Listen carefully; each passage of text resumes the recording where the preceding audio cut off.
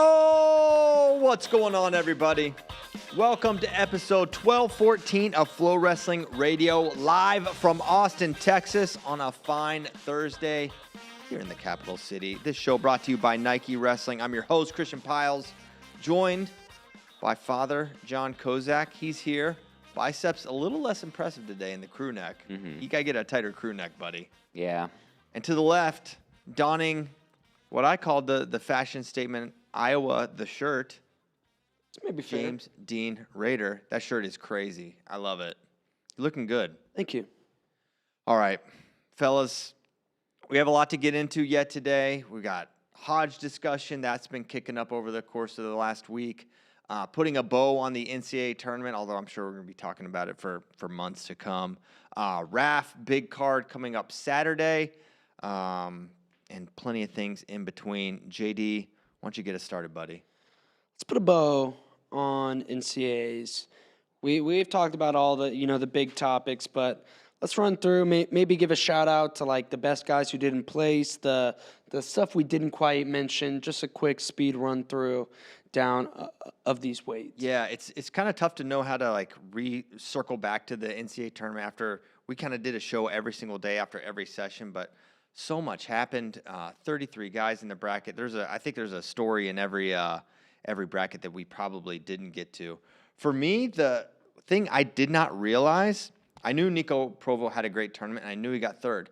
I did not recall over the course of the tournament, he lost in round 2 to McGowan, who we saw in the finals, and his path back through Lauridsen, Zeke Witt, Sheldon Seymour in the round of 12, then Klinsky, beat Moran, and then beat Vince Robinson for third. An insane path back. We didn't have any Ultimate Road Warriors who lost round 1, wrestled back for third. Carter Noggle lost in round 1, wrestled back for fifth. But this is kind of the closest you get with Provo. So that definitely stood out to me. Well, I was going to say, he kind of clipped who was maybe my best to not place, which was Ezekiel Witt, who had just a brutal draw, losing to Strickenberger round 1, and then hitting Provo. Yeah. Later down the road. Well, I like Witt a lot, but I would say Eddie Ventresca and Sheldon Seymour were True. Also Dean Pete. Yeah. I just meant in terms of brutal draw. Like Dean Peterson lost to Klinsky. Yes. Yeah. Who kind of did the dang thing. Like he deserved to be on the podium. Yeah, he beat Bouzakis and Peterson, among others. That was a really impressive run by Klinsky. I'm just saying it sucks for Witt going very close with Jet, and then you hit Provo 2 matches later. I'm excited about Witt moving forward. I think he's going to be a fun guy to follow. It's a really strong first year. Well, there's some guys, too, where, you look at their path and you're like, man, he got a really, really favorable path to the All-American stand. And kind of like you were saying, JD, there's other guys who are like, oh, man, he had to wrestle the guy that took first and the guy that took third, or the guy that took second and the guy that took, and that's it. That's the only guys that he lost to. And that was kind of like a theme. We were going through rankings yesterday. We're going to release new rankings today. But that was kind of a theme with some of this stuff. It's like, oh, man, how do you drop this guy? You can't really drop him much because he wrestled 2 of the best guys in the bracket, and just how the bracket fell. Vince Robinson also lost in round 2, beat Rourke, Poulin, Ventresca, who he had never beaten. In that match, it definitely was trending Vince's way. He was just he was just more aggressive than I remember him being against Eddie. Then he beats Volk and Spratley, getting revenge on that match. Just really impressive. After we got asked, I got a little fired up when someone was like, is Vince going to pack it in now that he can't be champion? And nothing about Vince made me think that he would. I was like, no way. He's going to battle back. And then he made me look smart by just being who he's been his entire career. Just a guy that goes really hard. So very impressive finish. First and fourth after 2 years. Pretty incredible start for Vince Robinson. Anything else at 25?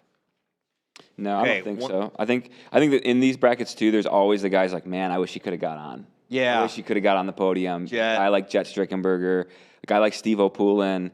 You like to see him go out at least with All-American. At least Steve-O had one. Yeah. Right. Hey, if you're in the YouTube chat, you want to send a super chat, and you have something that we didn't touch on a weight class, we'll bring it up. We'll go back to that weight if you want us to. 33, what stood out to me, Aaron Seidel, after losing to Jax, 11-0 over Drake. I watched that match, but I kind of forgot that he got it to a major. But really, how he beat Marcus Blaze, the ride from the top position, like just refusing to give up that escape in the second, I want to say. Marcus kept getting to his feet, and it was one. You always talk about, committing to the ride, right? Seidel was like, I'll give up a warning. I don't care. This dude is not getting away, because he kept getting up to his feet, and Marcus was almost way out. And that you never know which return is going to be the one that kind of stops the momentum of that bottom guy and holds him down. But Seidel found that and was able to ride out Marcus Blaze. It made me. We had a question maybe last show, like, man, how bad do you want to see that true second match between Seidel and Davino? Not that that's a real thing, but man, that did make me want to watch that match so much. Don't know what Seidel's going to do next year weight-wise, but would love to see him and Davino scrap. To me, what stood out, Tyler Knox getting teched round 2 by Davino and then battling back for 6th place, taking out Larkin and Van D before falling to Blaze in the Conti semis. Yeah, 100% did not see that Knox run coming. No. After how he looked. Just really this year, he's fine, but just like, I don't know, at this weight, probably not going to get back on the podium. He, like many of his Cardinal brethren, wrestled really well. Probably kept Larkin from making podium, who is probably best to DNP. In that weight, I would say, yeah, for sure. Kyler was really good. That's probably it for 41 for me. 33. Anything, Johnny? No, I think Max Leet had a really nice run. He's another guy. He's hard to wrestle. Maybe I'll be the sad boy and just like kind of highlight some of the other guys that you would have liked to seen, because I think Max Leet is a senior. I know he redshirted last year, but yeah, that's about it. Okay, 141. It's just the annual CJ Composto not seeded to All-American, and he does it again, beating Vance Vombar in the round of 12, and then finishing in 7th with a win over Wyatt Henson. That was kind of my thing that I don't know if we got to last time. Pearson Manville, he's 28 seeds, so he's not going to have a great draw, but Stanage first round right into Simcox. Ooh. Yeah, it's pretty tough. Yeah, that's tough. That's tough. Not ideal. Okay. No goal pin of the tourney.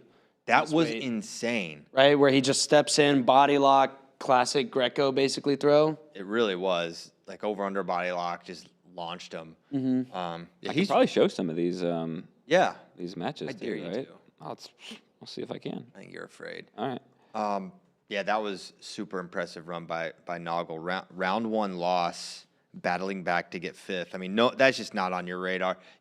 Tyler Kasak lost in round 1. You're like, okay, he could wrestle back in place, but Carter Noggle was not on the radar.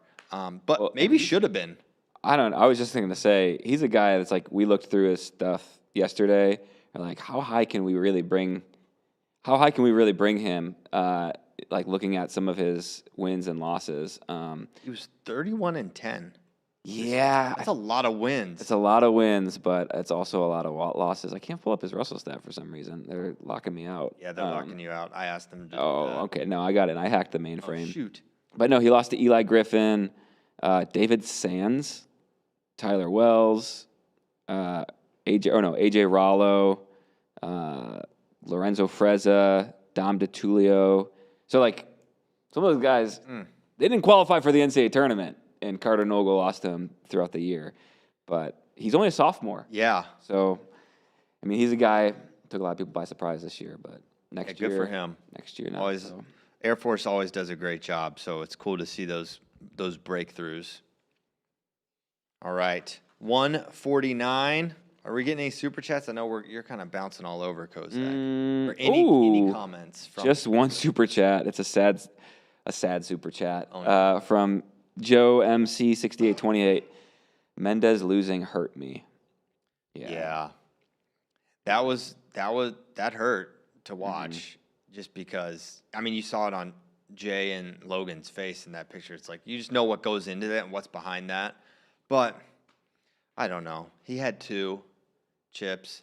Vega's was the better guy. It's hard to feel sad about something as cool as what Sergio did, but yeah, that is one of those. You'll watch a match in round 12, be like, good for him, that's great. And then you go in the back, and the other dude is just like, no, I'm not saying this is what happened with Jesse, but just like other guys, and it's like, oh man, you feel so bad. It's just like the bowels of the arena are just, it's an insane place to sort of be. You almost feel like I should not be here. It's like you're walking in on some like very personal moment, but you're just walking to get like a snack. It was nice. Like, I know some of the guys that didn't get the ending to their careers that they wanted, like Brock Hardy or Lucas Bird or Jesse Mendez. The fans like really appreciated them. It was cool to see them getting their respect, even if they didn't end their career the way. Brock, I felt like got the biggest pop of anyone that consolation session. I think he's just. How do you not like Brock Hardy? It's almost impossible to do. Yeah. I will say, I can't remember if I said it on camera or not, but Jesse's also a guy who I didn't feel incredibly bad for because he's going to go on. He has bigger aspirations. He'll still be competing. He has that. There are some of these guys that this is it, right? Some of those guys who were like 4-time national qualifiers that lost in the round of 12, maybe multiple times. Yeah. It's just like, dang. Or a guy who lost in the semis or the NCAA finals, and it's like a Mikey Caliendo who's like, dang, he's never going to do it. Jesse climbed the mountain twice and will climb bigger mountains probably in the next 6 years. Exactly right. Hey, we did get a super chat, 205 David 19, just 1 foot long. Where does Echemendia go next year? Because I don't see him at 141. 33? Because Frost ain't going back down to 33. Is that? Yeah, I don't know. Every time we say that, We know we're getting one more year of Anthony Echemendia. we know we're getting one more year. I think he probably stays at 41. I mean, maybe he goes up, but We got Frost Pinero's bumped back? to 57. Oh, yeah, Pinheiro back. Cyclone's got problems from 41 It's the same as last year, basically. It's the same 4 people. Yeah. You got both Frost, Echemendia, and Pinheiro. You got 4 guys for 3 weights. Who knows what happens? What do we think? What do we think Sergio Jesse looks like in freestyle?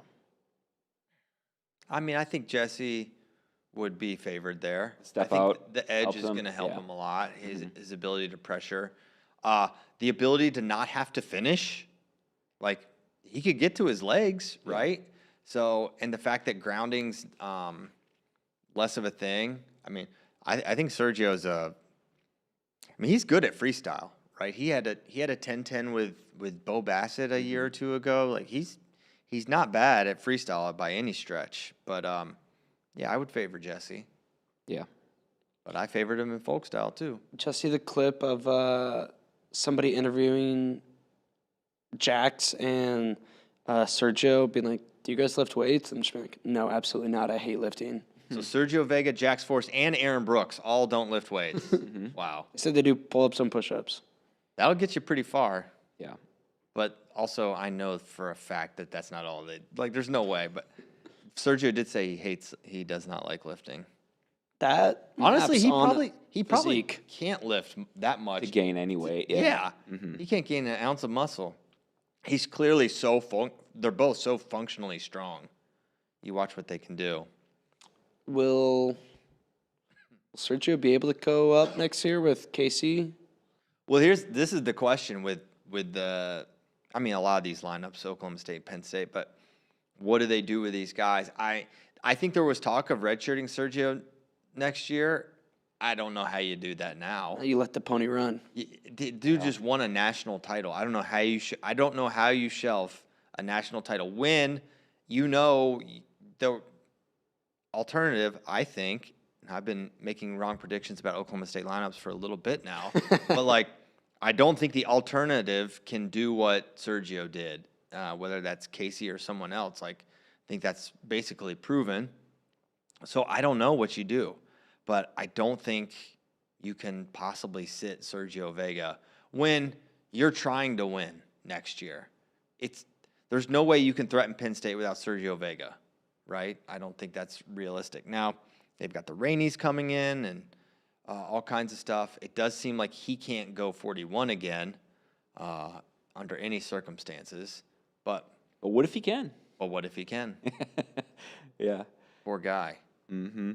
They should give him some crazy NIL just for going 41 again if he does it. Yeah. And you know he won't spend it on food. So he can really invest that. It's a peak time for him. But yeah. 49, did we do that? We didn't do 49. Man. We got to 49. Okay.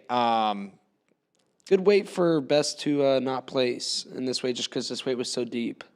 Yeah, the 2-seed Joy didn't place. And that's a guy I was talking about. It's like, okay, Jackson Joy loses to Aiden Valencia, who wins it, and then he drops down and catches Colin Guy, the 4-seed, who took 5th.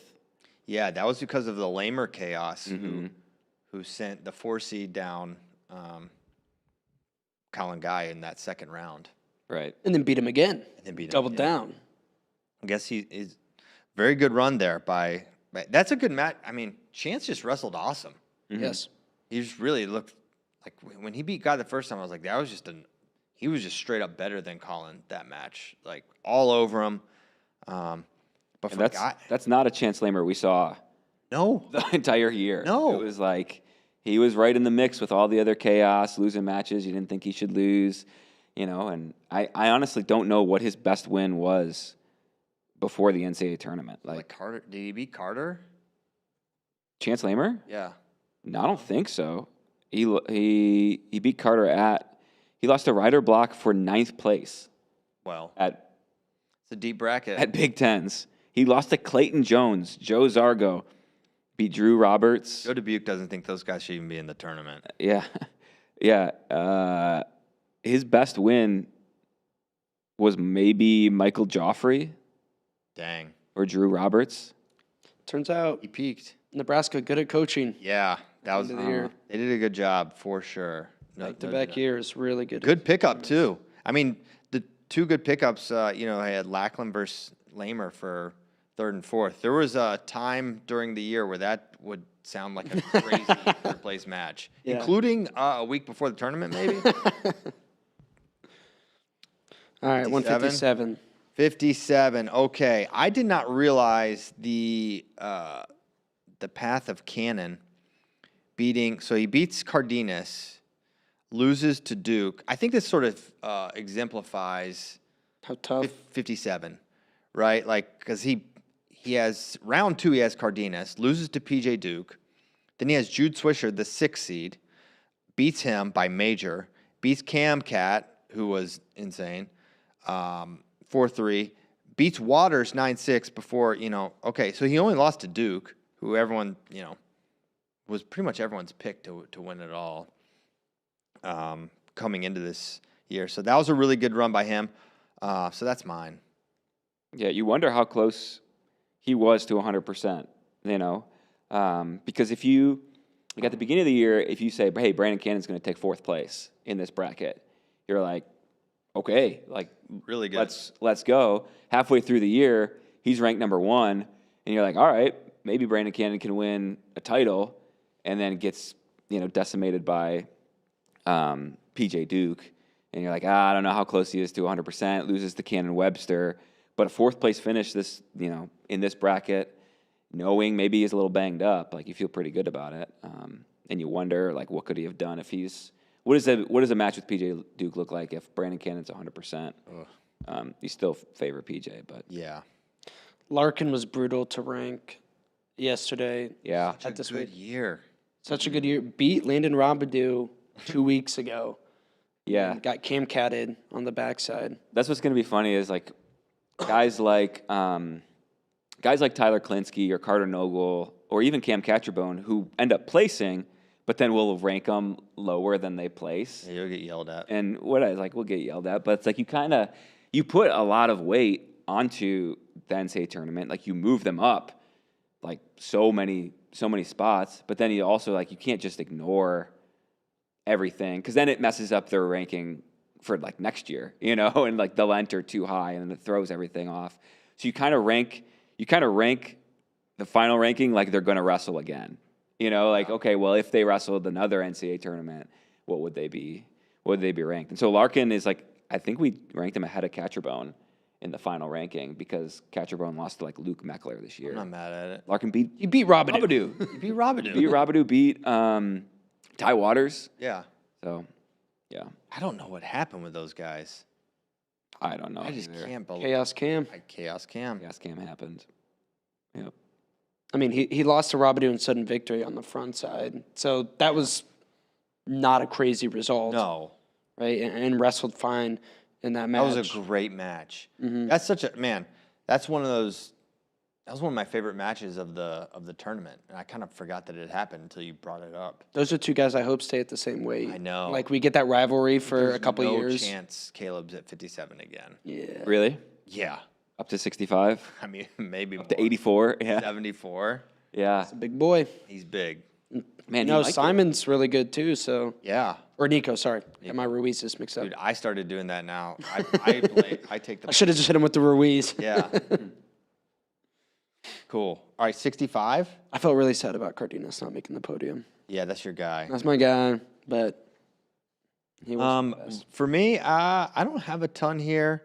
Sparks went crazy. It was Sparks. Mm-hmm. Did a good job. He had an early loss, and then he had to go through Snipes, Lockett, Denny, Patty after the round of 12, and then I got the forfeit over Blaze for 5th. That's a great run for him. Yeah, I It's mean, cool he seeing kept Patty get on the podium. He kept Lockett and Denny off the podium. Sparks did. Dang. It's pretty good. He's tough. Hey, we got a big old super chat. All right, what's up? We got 10-foot longs, $50 from Mark Quinton, 2100.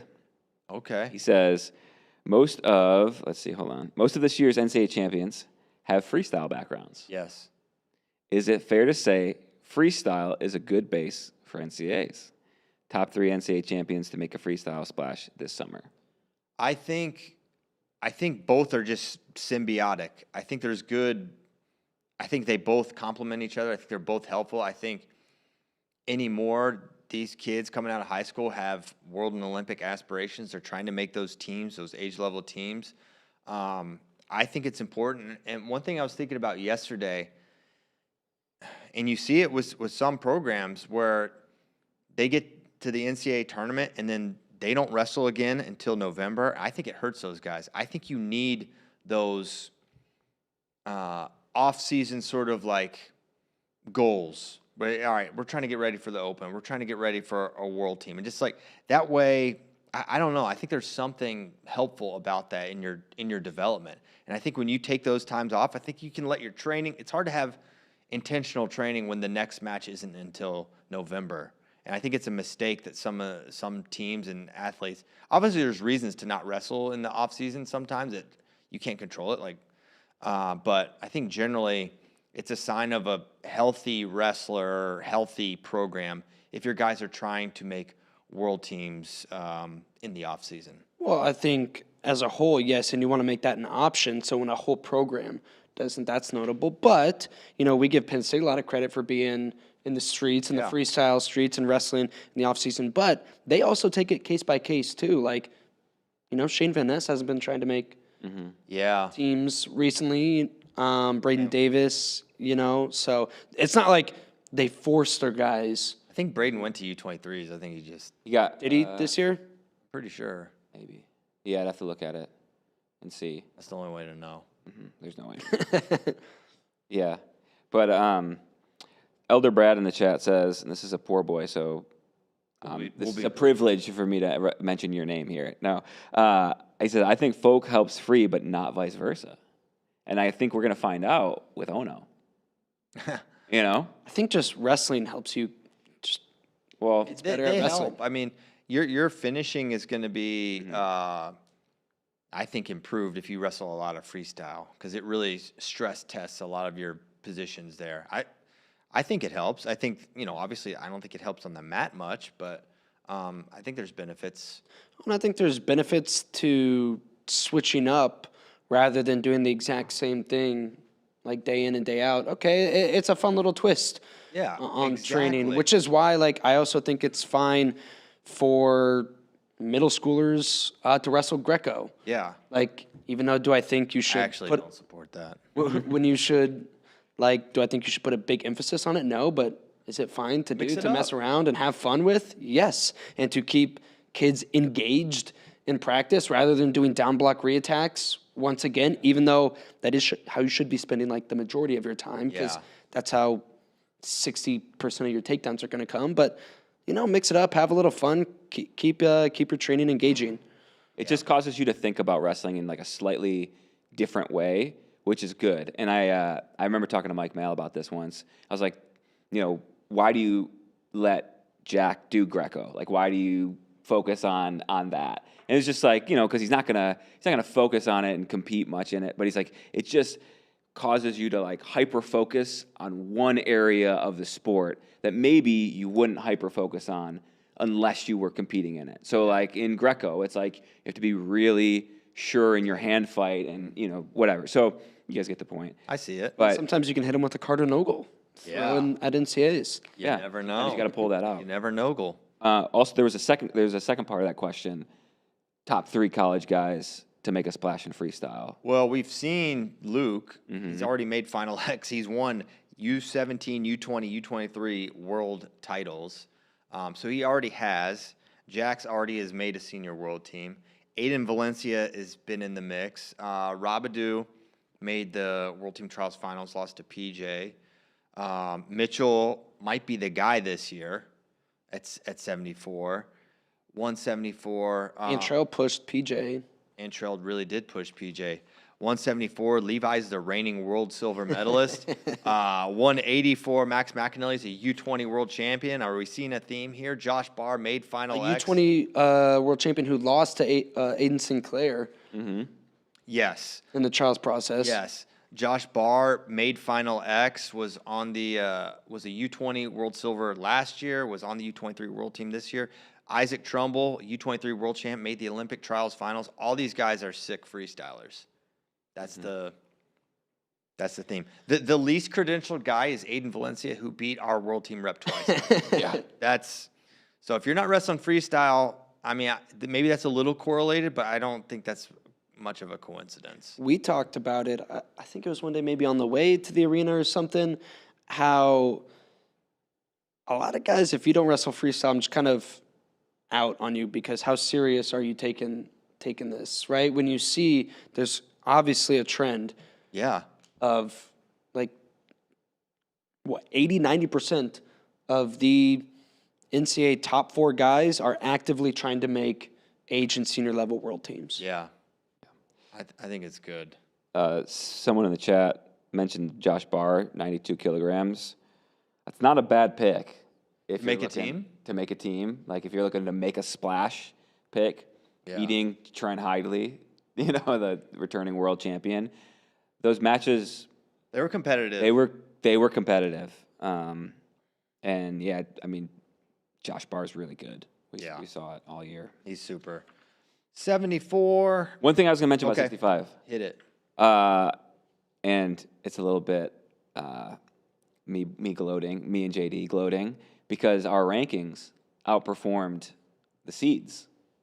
Oh. We had 55 guys ranked top 8, and only 55 guys ranked top 8, All American. Yeah. And only 50 top 8 seeds, All American. Yeah. Andrew Sparks is one of those guys, and he had a really good Big Ten tournament. Yeah. Coming in, so he got a really big bump in a weight class and then he was like weight class was pretty chaotic, but I think he was like the 13 seed, Right. and then kind of proved his rank coming back through. So Yeah, that's good. I mean, I think our ranking should. I mean, the NCAA seeding process does not it rewards some of the right things, but not enough. It doesn't take a discerning look at things.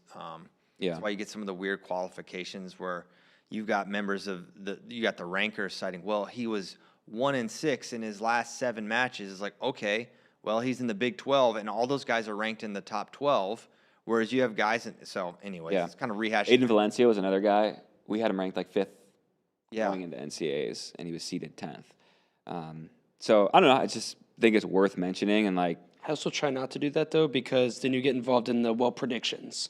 No, but I would say a mass of data like that, it should be it should outperform, right? If our process is actually putting guys in a ranking based on the results and who has the best results, it should outperform. I know, but then others. you can pull the Jax card. Well, Jax should have been ranked number 1 because he won. Or he should have been the 1 seed because he won. I mean, should Aiden Valencia have been the 1 seed? Well, What? right. I know. I try not to. No, but, Too much. but that's why winning 1 versus 2 is one thing, but like just broadly, directionally, Sure. seeds. Well, and the thing too about rankings is I checked our preseason ones as well, which I don't think I have like those exact stats in front of me, but I think we had like 40 or 41 of the All-Americans ranked. And so for me, that's like a good sign. It's like, okay, our rankings they get solidified as the season unfolds, and so they become as close to predictions as they ever will be because you have a whole season's worth of data going into a tournament. And so then, from my mind, they're not predictions, but the performance kind of proves the rank Yeah. based on how things work out. And there's always going to be the Carter Nogles, right? There's always going to be those guys. And you get a Rocky Elam where, Yeah. Last note on 65. I know I'm biased because I'm Panther Train. I like Panther Train, but Downey is going to be emotional for me his senior year next year if he doesn't do it or if he does it. He's a guy you're going to feel great for if he does, or you're going to be heartbroken for if he doesn't make podium. Yeah. As a senior, he's going to, because I felt like almost every year, the past 3 years, he's a guy who's like, he could, maybe should be on the podium. Yeah. Doesn't find his way on. Right there. 1-0 loss to Hepner. That hurts. All right, 174. 174. What do I got here? Danny Wask did it again. Finds his way on the podium. Lost to Steed in sudden victory in the quarters, and then beats Schubert, Gaitan before losing to Kennedy, and then Steed again.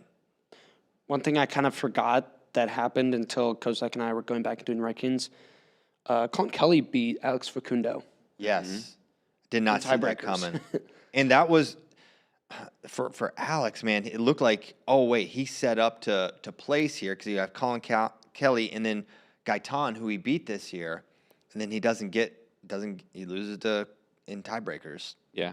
I felt like the Luca Augustine match was going to be his like big test, and then he was going to be able to navigate the next two. But I mean, yeah, give it to Kelly, and I mean, not scoring in regulation, not getting more than one takedown has been a theme for Facundo. Like, Yeah. kind of his whole career, and he's going to have to figure it out. He's got one more year, Maybe two. maybe two. So he's going to have to figure that out. This is at least the second that I can tell, 2 versus 4 round of 12 matchup. We had Guy versus Joy, and now Ruiz versus Harchla. Harchla beats Ruiz to place. Yeah. Ruiz DMPs. Harchla was like a feel good because I saw him dropping down, and I'm like, oh man, he's gonna get Ruiz, and he's not gonna place. He's gonna be a one-time All-American. Who's good every year. Yeah, who's been so good. Where you feel like in some years, like man, he could be a finalist. Yes. Right. So not to say that I wanted Simon Ruiz to lose that match, but it was nice to see Harchla go out taken fourth, and it was so fitting that he wrestled Patrick Kennedy again. Like those two guys just I know. destined to wrestle. That was cool. And to wrestle for third and fourth. It was cool. Also, Bowman, I don't know if you guys talked about it, but after he All-American was probably one of the more like sentimental tournament or moments of the tournament. Yeah. When the whole Mantanona family kind of like came down into that corner, and Bo like climbed up and just like was like with his family for a good, I don't know, 3 to 5 minutes. That was cool. Man, that was a cool moment for sure. 184. What do I think about 84? Compos. Another 2 versus 4. Another 2 versus 4. Conway versus Sinclair. Yeah. Feel good. I wanted to see Conway on the podium. Losing to Saldano that hurt. Although, as I said before the show, if he had beaten Saldano, he would have dropped into the Campos round 12, and he already lost him. So no guarantees there, but definitely get a feel good with Caleb Campos. I mean, Caleb Campos, not just All-Americaning, but taking fourth at 184 is insane. And the way he did it is pretty wild. He had two medical forfeit. That's why, like, I don't want to dunk too hard, but he is the most out of pocket AA, like compared to his regular season.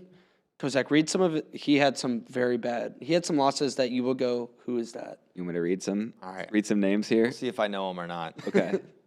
Caleb Campos. All right. So he lost week 1 to Malachi Duvall. He beat him 8-9-2 next time. He was majored by Ian Bush. I mean, Ian Bush is The no GOAT. surprise there. He's the GOAT. He was pinned by Wyatt Ferguson, who we all know wrestles for Central Michigan. He lost to Asher Cunningham, 12-9. That's fine. That match was awesome, actually. He lost to Rylan Rogers, 5-1. He's good. Daniel Williams, 11-9. A great Navy man. Angelo Ferrari, 11-5. Yeah, Aiden Sinclair. Okay, so I'm they weren't okay with quite as this. bad. Yeah. I'm okay with this. There's only But like his 2 in there. he beat. So let me look at his path. It is kind of wild. I think I do remember the Wyatt Ferguson one because I think he got thrown in that match. It was like he was going for, and that's kind of like, that's his game. He likes to go upper body. He likes to do some fun things. Sometimes it bites you. that he beat 23. He beat where'd he go? 25, 15, 20, That's it. and he's fourth. That's great. I love it. Yeah, you got Good for him. He wrestled who was in front of him. Yeah, he can't control that. But He wasn't- wrestled Ferrari tough the first time. Yeah. No, he was a guy, I mean, we had all kind of circled him as like, hey, he could make some noise. Yeah, But we didn't know it would be this in this way. he got a lot louder than we thought. Yeah. 97. We did get a super chat. Hit it. By the way, this was for 174. $174 super chat. No, this is for 174 pounds. This is from 86 Thrashed. 1 foot long. What is Penn State's best option for 174 next year? And do they redshirt Blaze for Ono? No to the second question. I think some combination of PJ or Mitchell at 74 is the best option. Now, do they do? I'm just on this train, not talking to no inside info. I just looking at the chessboard. I don't know how you leave PJ off the board, off the table. So something's got to give. He's not going to be 57 again. You need to get K-Sac in because that's a key piece as well. Feels like he could win 157 next year as well, or at least be a strong contender. And then, Mitchell, PJ probably need to be on your team too. You got Will Hinkle. He's going to be good, but I mean, I think how proven PJ and Mitchell are, I think that's what makes sense to me. Yeah, it feels like the only way PJ is going to redshirt is if he wants to redshirt. Like, if he wants to just take a year, wrestle freestyle, get bigger or whatever it is. Here's what I'll say. The only way PJ redshirts is if Kale wants him to. Okay, yeah, that's fair. That's fair as well. If he didn't redshirt this year. Yeah. No, if you're PJ, do you go right back in to freestyle U.S. Open? Because this is a guy who went juniors, U23 or seniors, U23s Right into season. Yeah. And wrestled the entire season. I think no. I think he's one where it's like, okay, he needs a little time.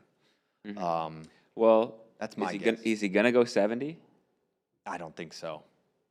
So then he doesn't. So maybe he tries to do age level stuff if he's going to do I don't think if he's going to do freestyle. Yeah, because you probably got to do U.S. Open. We'll see. Maybe One he gets, senior. you kind of let the dust settle on the season and, they probably evaluate and make a decision, but He's got one more year U20s, right? He's still U20 I think so. eligible. I think. But he won, so it's like, nothing wrong Go with 23s. winning it twice, but when it's something you kind of conquered, maybe you're like, I'm good. We did get a $20 super chat that I didn't read from Chris Wallen, 5165. He says, "What's the difference between Shapiro's vague accusations last year and Kale's this year? Seems FRL was pretty fired up about Myers, but not Kale's." I was fired up. Well, I don't think Kale said anyone was on steroids or anything. I mean, yeah, they are kind of vague. So maybe I'm inconsistent, but I just think I don't know. I don't like the annual tradition of I lose at NCAAs, and so I'm going to accuse someone of being on steroids. I didn't like that AJ did that. I thought it was even crazier than Myers in a way. Everyone thinks that like having acne is some like smoking gun when it's like extremely common. It happens. So I don't understand that. I mean, I do. People, you know, have access to the internet and think they just know everything about steroids and HGH and things like that. But I thought that was bad. I mean, I don't know. The Kale thing, it was. I guess I'm more just surprised that it happened than anything. It just doesn't seem like his MO at all, because the inverse has kind of been happening to them, and I'm sure he hasn't liked it. But I don't know. I don't know why I think it's different from what Meyer did, but I do. Maybe I'm inconsistent, though. I'm willing to acknowledge that. Yeah, I mean, there is a little bit of a difference in that, like, Kale's doing it after they won. It's not sour grapes. It's not sour grapes, but it's almost like you tried to beat us and cheat, and you still can't. You know, it's almost like that. Where Meyer was more using it as an excuse. Kale is almost using it as like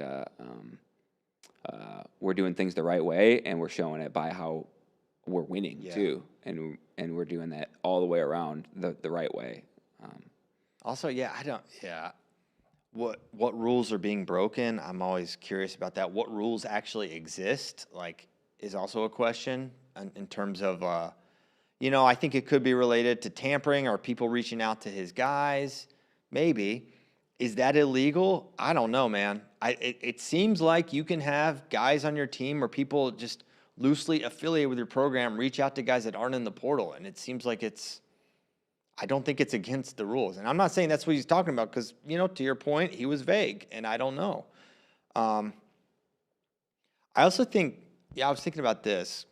We all know Kale is sort of like, he's been media reluctant to, throughout his career. And I think this is kind of part of it. I think Kale actually struggles with doing coach speak. I think he errs on the side of candor, and then he'll say what he's actually feeling, and then I think he revisits it. He probably I would not be surprised at all if Kale's like, I kind of regret saying that. And I don't know that at all, but just knowing, I think that's part of why maybe he, is not always like jumping in front of the camera, because for that reason. Well, the way he looks at it, that's not going to stop the cheating. So what good came from it? Mm-hmm. No, precisely. Yeah. All right. Do we do 184? Yeah. All right, 197. This way sucked to rank. It really did. Because it was just like every guy beat this, even in this bracket, and then you toss in conferences and the season too, and it was like just so many guys just beat each other. Mm-hmm. Or they beat, a top 5 guy, but then had multiple losses, even in this tournament, like a 20-plus. I mean, listen to these round of 12 seeds. 16 versus 29, 12 versus 19, 27 versus 15, 18 versus 11. That's a lot of big numbers in there. So you just know behind that there's a ton of chaos. Although the semis went 1-5-3-7, so that's not very crazy. Mm-hmm. It was everything before everyone else that, was Breaking Bad. I mean, how do you handle a guy like Sonny Sasso who beat Cody Merrill, who beat Joey Novak, beat Angelo Posada? Same with Rocky. Yeah. It's like, okay, I guess, like you give him a little bit of a pass for going 0-2 or 1-2, but it's like you got to drop him still. What did we end up ranking Sasso and Neelam? I don't know, like 10th and 12th or something, right around there. So we still kept him. We may have kept Elam higher. Yeah. But yeah, people are going to they're going to feel about it however they feel. But then you got a guy like Gabe Arnold where he makes the podium, but by doing it, he beats like Remy Cotton, Gabe Sollers, Rune Lawrence, Devin Wassley. He lost to it Big Tens. He lost Lo- to yeah. McCotton. So it's not like Gabe has that like signature win over Joey Novak or Cody Merrill that you can like really hang your hat on. Yeah, he's an All-American. It's incredible. I think we all think Gabe Arnold reaching the podium is so awesome. But if this tournament happened again, Where would DBC is he the number 7 seed? I don't think so. He's probably more around like that 12, 15 range. Yeah, I think that's fair. Yeah. And also, he's probably not going to be at this weight next year. Who knows, right? Who knows? Maybe he goes heavy. Yeah. Nebraska. What I was going to say is, I don't know if you celebrated about the Gabe Arnold take. You thought he should have been the 197 from the beginning of the year, right? I thought this was what it could look like for Gabe Arnold. Yeah. I'm not. I mean, I'm sort of wrong in that. And Dean was. I didn't know how good he was going to be, and he was good. He could have definitely placed at this weight. But what we saw from Gabe Arnold, I think, is why I thought he could wrestle at this weight. It's like you can't take him down. It's like so hard to take him down. Anyone that you can't score on is going to be in every match. And in the beginning, or I guess in the beginning was basically Big Tens, like he wasn't figuring out how to win those matches and score, but then he was scoring here. If he was at 197 all year long, I think he's a much better seed, and I think he probably is not a surprise AA to the degree he was. Well, and we posted the reel yesterday of us shouting out Gabe Arnold, and there were some comments like, he's not that much of a team player. That was the best option for him, the only option for him to be in the starting lineup, which is true, but what that clip didn't give context for was, yes, but he didn't wrestle this weight all year. Right. Literally only until Big Tens. And that's where the true team player is. He probably knew he was going 97. He wrestled down at 74, guys. He wrestled at 74 after Dean left the team. Yes. Okay? So everyone, we were talking about it then, probably, and I was like, man, if he's going 97, it's like he's not doing it, You have to still weigh so low. Yeah, so he weighed in low. He wrestled 84 for their dual meets. He wrestled 84 for the Oklahoma State duel against Ryder. And so he's holding his weight. I mean, I say holding his weight. I don't even know if he was at all for 84. But not only did he wrestle 174, he wrestled Levi Haynes. Levi Haynes. At 174 Yeah. During the Iowa Penn State duel. Yeah, so that's the team player stuff we're talking about. And then 97, wrestle up a weight class and get His on last match at Help the Hawks win a trophy. Yes, last match at 100%. 184 was Zach Ryder, February 22nd. So he had 2 weeks to bulk up. And that might 97. explain, like a loss to Remy Cotton at Big Tens versus beating him at NCAAs. Absolutely. Couple more weeks to put on a few LBs to fill out. Also processing, this is kind of how I have to wrestle at 197 versus 184. Yeah, I couple mean, matches at the weight class up 13 pounds. yeah, that was an experience that like he probably took a lot from, and like, all right, this is how I have to approach it. He could have no positional breaks. Like he broke position a couple times. Like I think probably what he figured out more than anything was what do we see with Gabe Arnold at 74, 84? Guys can get on his legs, and planning him is really, really hard. At Big Tens, guys could get in and they could just run him over. And so I think it's like, okay, my head hands have to be pristine. I can have no vulnerabilities here. So I think that experience helps. So to my point, I guess again, one more time, is like if he was at 97 all year long, he's bigger and he's probably a little more experienced, and maybe he does even better. Okay. We got a couple more super chats to catch up on. Legends. Only 99 cents from Lauren. What? From Lauren Forsman.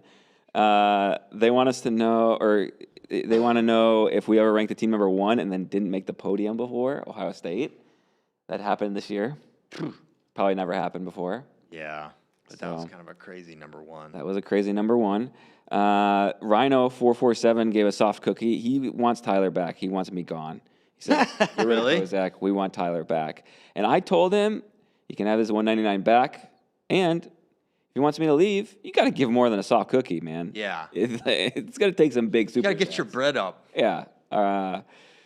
So, Kicking off Kozak. Wow. yeah. Okay. But the chat's coming to my defense. They say I'm here to stay. My last 197 note, another example of Nebraska doing the dang thing. McDaniel keeping Rodemaker beating him second round, who ended up DNPing and then making the podium. Yep. Placing 5th. Strong run there. Okay. Elsewhere, go to heavyweight. Doucette getting 4th. That was a really strong conclusion to his career. That was pretty cool to see him getting the pin in the round of 12. That was awesome. Zuba took his shoes off. That was so funny. Caleb sent me the funny. Hold on, let me read this. I did not see this, and I did not believe it. That he took his shoes off? Oh yeah, Correct. he took his shoes off. Yeah. He's a dad. He's got 2 kids. No, I figured he was done wrestling. He said, Caleb texted, Zuba thinks he's the GOAT, taking his shoes off, laughing emoji. He said, I was so confused when he started taking his shoes off because I thought there was actually no way he was actually doing that. If he ever What makes a his story. return, he just has to do it shoeless. His brother, I guess, is going to be, they're really excited about him too. His brother is a giant. He's 6'7". Yes. He's Yeah. a tinker. Yeah. Got to get him versus Tinker. Anything Cool. else in heavyweight? No. All right. Good wrap up, Cowboys. That was NCAAs. Okay. Let's move on to. That took a long time. I know. I thought that we were going to like breeze through that, but it turns out we can talk about NCAAs forever. Yeah, that's okay. Hodge. Yes. Announcement coming soon. We talked a little bit about it on Monday's show. Is there anything else you've thought more about and wanted to add? No, but I did. I submitted my ballot. I voted for Mitchell first. I actually voted for Jack's runner-up, and then Josh Barr third. I debated between Barr, Jax. I think either were great second votes. I think there's really other guys that you could have put in there. For me, though he had a limited schedule, and I factored that in, Jax. The weight he was in, I think that's an important Hodge criteria. I think the level of dominance, only 2 decisions against that field. I was just more impressed with the field, which Barr can't control, but that was my thought there. But really think Mitchell was a clear number 1 option. This has to be the year with the most Hodge finalists. There can't be another year where there were 7 undefeated national champions, right? I don't know if like during COVID, I think there was a year. Did they put all 10? They might have put all 10 or I something. feel like there was a year they put all 10 in. Yeah, I think so. But yeah, 7 undefeated guys. I understand why people thought Vega should. I think a couple overtime matches, and I just think he didn't. The Hodge is about separation and dominating and trying to score relentlessly and consistently. And Sergio did a lot of scoring and a lot of winning, but I just think the dominance wasn't there. Kale didn't win it his freshman year either, and Sergio's next Kale, so. True freshman.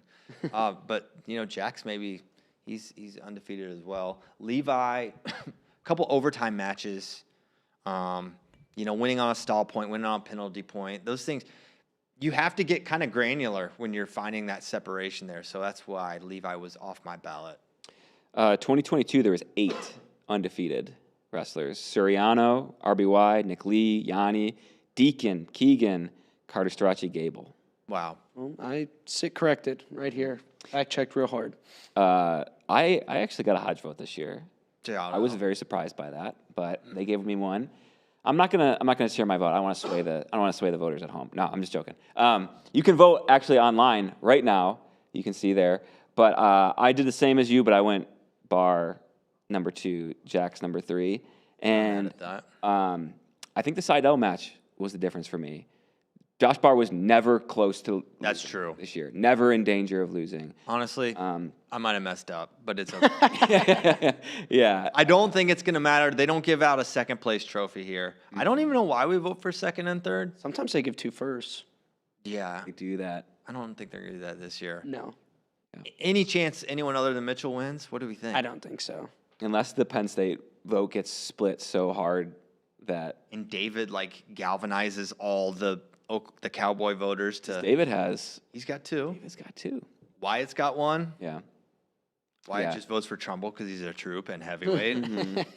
Ben Askren though, he's got 2, so that kind of cancels out. Oh yeah. He's going to vote for Mitchell. what do you think about next year, Hodge? I mean, What do you think? Mitchell's back. Mitchell's What do you back think again, Kale Mitchell votes again. for? Does he spread his out? No, No. he wants to. It bothered Kale that they didn't That's win true. last year. He made a comment about it. But do you think they're like, hey, Coach Kale, who'd you vote for? No, he probably doesn't say. Okay, let's move on. That was Hodge talk. Let's talk this AJ Ferrari apology to Younger Bacita. We did mention why he had to apologize. Did not resonate well. No. I kind of thought it was good. I was like, oh, this is, but I understand why people are like, well, dude, no, you can't just like say this and be like, if this was taken this way, which, yeah, I guess If it was taken this way, taken the wrong way. if you're taking me saying that Younger's on HGH as I was saying Younger's on HGH, okay, I get that. That's why I was like, I guess take accountability. yeah. So maybe my just bar for what I expected there is just a little lower. So I was like, oh, this is pretty good. But man, the camera has not been good to AJ. He should stay out of it a little more. But really, I feel like I'm gonna say something kind of crazy. It's not crazy, but like Cal State Bakersfield did a better job of managing the AJ Show. personality show than Nebraska, in my opinion. Less of a spotlight. Less of a spotlight for sure. Maybe that was part of it. I think him being hungry all the time and cutting weight maybe limited his energy. But just I don't know, every time with the splits and the arrests and it's just a lot of. And then the conclusion where it's like after a loss, should AJ get in front of a camera? I don't know. And I don't remember the exact timing of the Younger post-match Younger interview, but it just did not seem like a good idea. I did not think it was a good idea for him to accuse like that was wrong. He shouldn't have done that. And maybe his apology wasn't thorough enough, or maybe it wasn't an apology at all. I don't know. I thought it was. But yeah, people didn't resonate with this, and so he's got to help himself out a little bit. I mean, he could be Set up a sued. rap match. He could be sued so easily for that. That's the kind of scary thing. Yeah. I don't see Younger taking it down that road, but man, gotta be careful. Younger just use it to set up a potential RAF match. Yeah. Well, why would you not want it after how it went? Right? I think AJ's. I think this season showed he needs to be at 97 if he wants to win a national championship again. Man, can he cut back down I to think so. 197? Absolutely. Like physically, can he make it? Sure. At this point, though, I don't know. I don't think he's that big. I don't know. I think he could do it. He's probably Ferraris are probably like shapeshifters. two. True, he did once tell me he could make 184 if he wanted to, Yeah. Yeah, I think he could. but he also said I don't want to. Well, sure. Sure, but he may have to. Maybe. All right, let's talk about this upcoming RAF card. Actually, before we get into the card this weekend, Gable Stevenson signing with RAF. What was it? A multiple match? Okay, was deal, it? I think. That's cool. Yeah, I love that anytime I get to watch Gable wrestle, it's good. That he's on RAF, I think is really cool. But I am like, all right, wait, I thought we were trying to be UFC champion. Like I'm all in on that plan. It feels like a diversion from, I don't know. I'm all in on Gable being all in on something, fighting or wrestling. I think if you're trying both, maybe he'll prove me wrong, but I think it's hard to do both. And so I feel like I'd like to see him be the UFC heavyweight champion, or I'd like to see him be the world champion in wrestling. I don't know if both are realistic, even for someone as great as Gable. Maybe it's not a diversion. I just think it is. I could be, but what I viewed this as was, okay, I'm still going to try and be UFC champion and then go collect a wrestling paycheck once every couple months. Yeah, and that may not be a bad strategy. I mean, reality is Gable is probably not making a lot of money to fight specifically right now. I don't know what he has sponsorship-wise, but these cards are not paying him probably what RAF can. So, yeah, maybe it's just a straight financial decision, which I would never question that. So yeah, that could be it too, because as we've talked about in MMA, man, it is hard to make your way. Like it's a long road, and how you put the pieces together can be complicated. But I mean, RAF has Wyatt on the roster. How that's not the match? I mean, that just seems too obvious to me. Right. I think Kyle Snyder would be a fun match for Gable too. Yeah. Which Kyle's got a big match Saturday with Tezudinov Yeah, on this card. it's Olympic champion versus Olympic champion, and he's wrestling it before Giorgio Poulos and Armin Sarukian. So that's hysterical to me. Great co-main event. It's not a co-main. Not the Coco main. I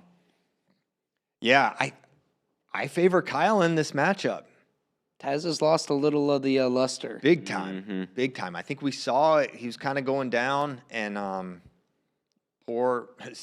about he's in the Sadulayev Wrestling Club? That's curious. That's true, though. I mean, he went to the same club as Sadulayev. It doesn't mean that you're in the Sadulayev Wrestling Club. Like, he went to, what's that guy's name? I don't know. The name of the club that they trained together in was not called the Sadulayev Wrestling Club. But it's like the Sadulayev opened up his own Oh, maybe they renamed wrestling it. room. That's why they have the same exact coach. Omarov. Yeah, I knew Omarov was there. Shamil, Right. that's his name. Yeah. Okay, cool. I didn't realize that. There you go. But yeah, I got Kyle. Yeah. I don't know how to predict some of these things just because, I mean, we've seen different results kind of play out. Like, I would have never predicted Parker to beat Zahid the way that he did. And so it's like, okay, well, how are these guys training? I don't know. I would feel a little different if it was. Because we haven't mentioned it's Parker Kekeisen versus Kyle Dake. Yeah, we got that's That's maybe another the one. match I am looking That's forward the to match. the most. Which you feel like both of those guys are like Training. Kyle Snyder. I feel like he's probably always somewhat close to 100%. You know, like it just seems like he's always keeping himself ready. If Taz is 100% here, I'm going with Taz. Taz went life or death with Cassiope on the RAF Yeah. stage. I'm gonna err on the side of Kyle's preparedness. I mean, he's smart enough to know, like, okay, I can't prepare the same way for Snyder as I did for Cassiope. Now, Taz did lose to Aitmukan recently. So, I mean, that's a somewhat, relevant data point that you can take. It's like, okay, he's fallen off. So, I'm really curious to see it. But, yeah, I feel like Dake Kekeisen, that's the match where both these guys are going to be, both of them are going to be ready to go And want to win. and want to win. yeah, and it sets the tone for open trials. They got to go to the Open It feels like they're because Zahid's sitting He's out. chilling to Final X. so it's a little primer right before. Yeah. Good information for both, really. You'll get this. Parker will get to see if he's getting any closer to him. But you wonder, do they hold back a little bit, not showing their cards? Mm-hmm. I wonder about that. Yeah, less like a month before they gotta win the U.S. Open. See Dake maybe doing that, like, oh, I'm not going to be super offensive or something like that because I've been working on this single leg, right? Or insert whatever that I don't necessarily want to show. I feel like Parker just kind of wrestles, Yeah. you know, how he wrestles Yeah, every he's like- time. he does his thing. Yeah. That's fair. But Okay. Dake's a little bit more, Show some of the other matches. Yeah. well, obviously, Saruki and Giorgio, too. Are they just gonna fight? Like, is that just gonna be what they do? He's gonna. I just don't care about this match. I don't understand it. But I don't know lot if of I people care. I don't. More people care than about Kyle Dake. I think versus yes. Parker More people Kekeisen. care about And this match. Yes. 100%. I was at the airport. It would have been the week after the brawl happened. Only a couple days. I think was I going to Pac-12s? yeah, Was that the right those timeline? conferences. I was wearing a wrestling T-shirt. Random TSA worker was like, "Oh, wrestler?" I'm like, "I like wrestling. Yeah." Did you see the Giorgio Sarukian brawl? Literally, the only thing they asked me about. Yeah, I mean, because they got in a fight. It's not because like the wrestling's good. Who's winning, Colby or Dylan Dennis? I don't know. I mean, who could care? There's a chance this doesn't happen. Yeah. Yeah. All right, some other real matches. Kennedy Blades. Kennedy should win this. Ava, Wyatt Hendrickson, Trent Hilger. Wyatt should win this. That one got a little wild. That was crazy. Bo Bassett. Versus Chigashvili. Hilarious picture of Chigashvili. Great little crop there. Both should win this. Yes. Yeah. Chigashvili during his, when he was at his peak in 20. And at 61 or 57. Yeah, he's a little small and a little, he's going to have to, he's got a really good gut wrench. He's got to get on top Early. Yeah. Get on turn. I think he has to tech Bo probably. I don't think he can do 6 minutes with this guy. No. It's like a nice little novelty match for It's cool for Bo. Bo, yeah, to be like to wrestle a legend like Just that feel. Mm-hmm. He was 14, 15, 16. He was like one of my favorite guys to watch. If you haven't, if you're kind of newer to the sport, you should go watch some of his matches. His 2015 Worlds run, how he won in the finals there, amazing run to a Olympic gold the next year. Yeah, it is kind of nice, even just for maybe the casual wrestling fan, to be introduced to Olympic an Olympic champion like versus Bo Bassett. Yeah. All right, Saiputinov, world bronze last year at 79 kilograms. It's a good match for Aiden. Versus Aiden Sinclair. This is super good. I would probably take Aiden, but I don't know. It's a little tough 1 week after the national tournament. Aiden's just about it. This is the Abdul Rashid Sajalayev Wrestling Club. The other one's the Sajalayev Wrestling Club. Okay. So 2 different clubs. 2 clubs. Yeah. I know. I was gonna say I would favor Saiputinov. We'll see about that. I just favor the Americans generally, a prepared American. Because it's real American. Well, no, just They're because gonna wrestle hard. Yeah. just like, I don't know, these guys out of season, you never know what they're going to bring to the table. But sometimes they, like Sal Kazanov, our next guy, he's someone who's looked really good at these rafts. He beat James Green. He beat, I forget who he. I know, our boy's in trouble. Who? Jason. Who? Sal? Is that your boy? No, Jason, I don't think he's in trouble. I think he could lose the match, but That's what I'm saying. I've been watching Nolf train. He's, he looked really good in the room. Is Tyler still wrestling him? Yeah, Tyler. Yesterday. Gino Morelli. They were rolling. I think Ah. Jason's could be prepared for this. Salk, kind of small. Little sulk. Little. Everyone's No calls him big Big Salk? Salk. I'm like, this dude is small. I think he's like a natural, probably like 78, 79 kilo guy. Yes. Like that's just like what he walks around at. So I feel like Jason will have a size advantage. Jason was given a full scouting breakdown from Caleb Piles, so we'll see if any of that information proves helpful. I won't give any of it away at this point. It's good to Think know. Jason can get to his gut?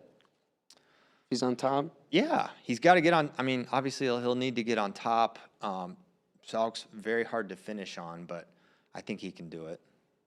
All right, we got Pat Downey, Trent Hidley. Who we got here?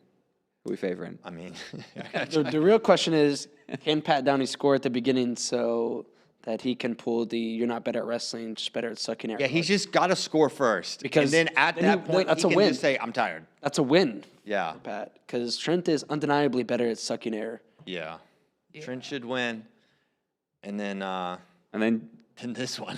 Johnny DeJulius. No clubs. These guys are clubless. Yeah. All right. Cool. What's that, Saturday? March 28th is Saturday. Cool. Cool. There we go. Be a freestyle-filled day. We got tournament Saturday. This is in Oh, yeah? Freestyle. Caleb? Little you and me style. Ooh, okay.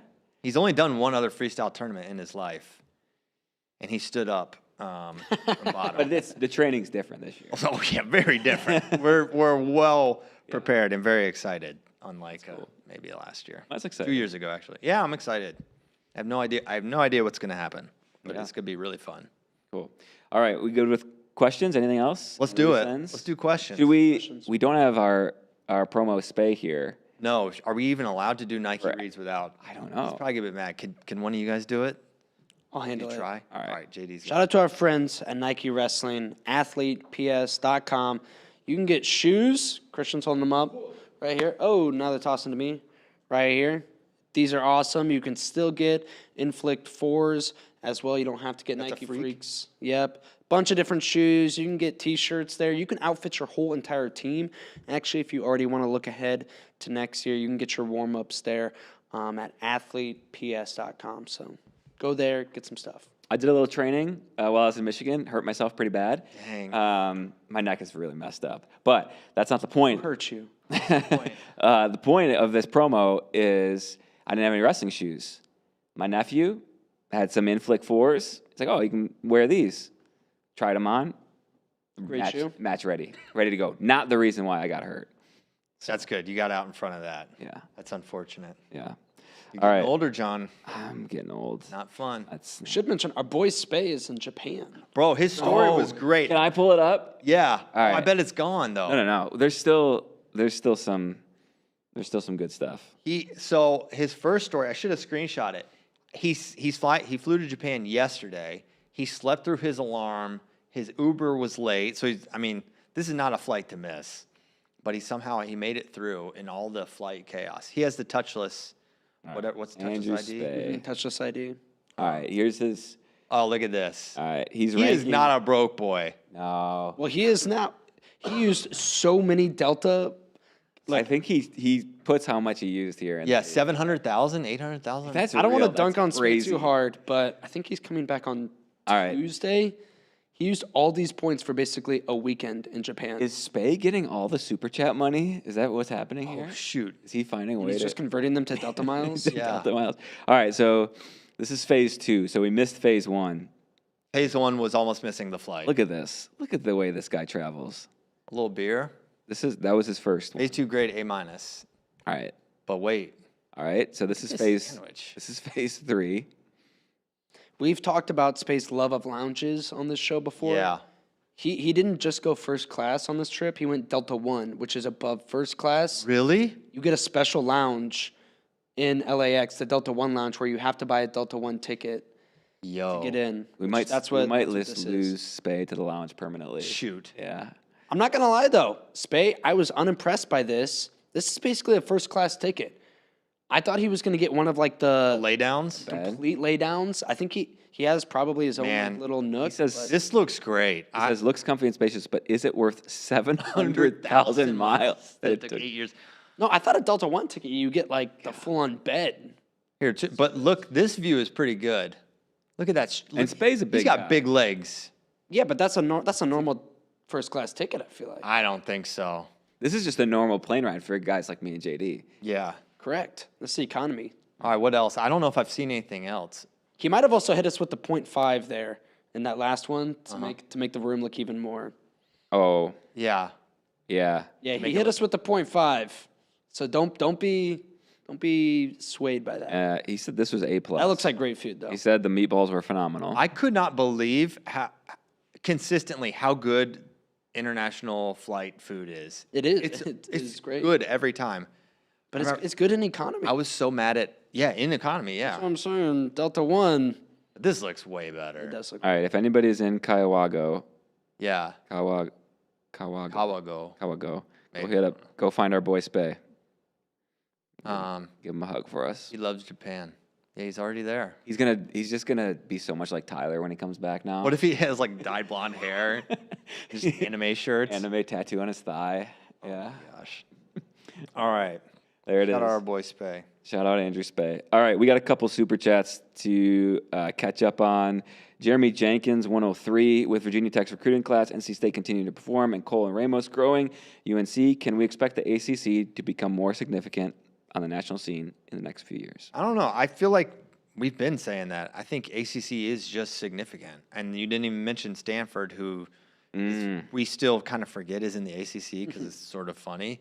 But yeah, the ACC is only improving. It's really good coaching staffs. I mean, Pep Hop, Tony Roby, Rob Cole, Chris Ayers, Keith Gavin. Like, these are great coaches at really, really good schools.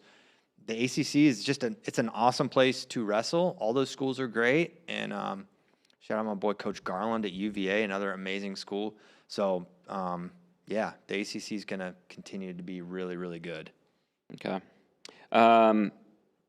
Jaded Optimist said I have little feet. I have the biggest feet at this table, guys. No, you don't. Size 10s. Oh, really? Yeah. Oh, I got 9.5. I'm normal. You don't even know. Oh, yeah, look at these are my new shoes. Look at those. They're so shiny. There you go. All right. Zay Spey 21, 499. Can you rank Messenbrink's tech fall in the finals with Taylor's and Rutherford's? So, like, how do you compare Messenbrink's performance in the finals versus Taylor's and Rutherford's? Impressive. I mean, a little Hatchet was one of Taylor's like only decisions that entire year. And then so he teched him. So it was kind of, there's a little bit of overlap in that Caliendo had given Mitchell tougher matches in the past, and then he teched him. Zane teching the finals over, who was that? Levon Mays. Mm-hmm. Yeah, that was pretty, I think I would say the Zane one was not as surprising as the Mitchell teching him was a little surprising. David teching Brandon Hatchet makes sense. If you looked at his tournament where I think he went pin, tech in the finals, is what David did. So it felt like that was definitely on the table. So I would say Mitchell's was the most surprising. So that's how I'd say it, even though I'd seen him do it before. Okay. All right. We have a lot of questions. Yeah. So if you have a burning one, put it in the... You're going to have to pay. Yeah. Because we got a lot of broke boy questions. Yeah. All right. But if you have a really good question that I like, I'll answer it for free. Okay. Slink, favorite non-finalist to watch at NCAAs? Probably PJ or Caleb Larkin. PJ's fun to watch. PJ's fun to watch. I think... Did we ever fully talk about the semi? Oh, that's what somebody did mention that in the I don't know if it was in the questions or in the chat. It was like, you guys scared to talk about? No, we've talked about it. No takedown call. We talked about it a lot at the show that night. I just think during NCAAs, there's some people that are watching all our stuff, but if you don't, you didn't know. So it's like the not normal FRL cadence. But yeah, we can talk about it now if you want. Let's talk about it now. I thought it was a takedown for PJ. Yeah, He had a cradle, put Robidoux on his hip for 1 to maybe 2 seconds. Yeah, I thought it was probably a mistake. I thought it was just unfortunate all the way around. I thought probably could have been a call, but I think that shouldn't be a. I don't know. I didn't like that.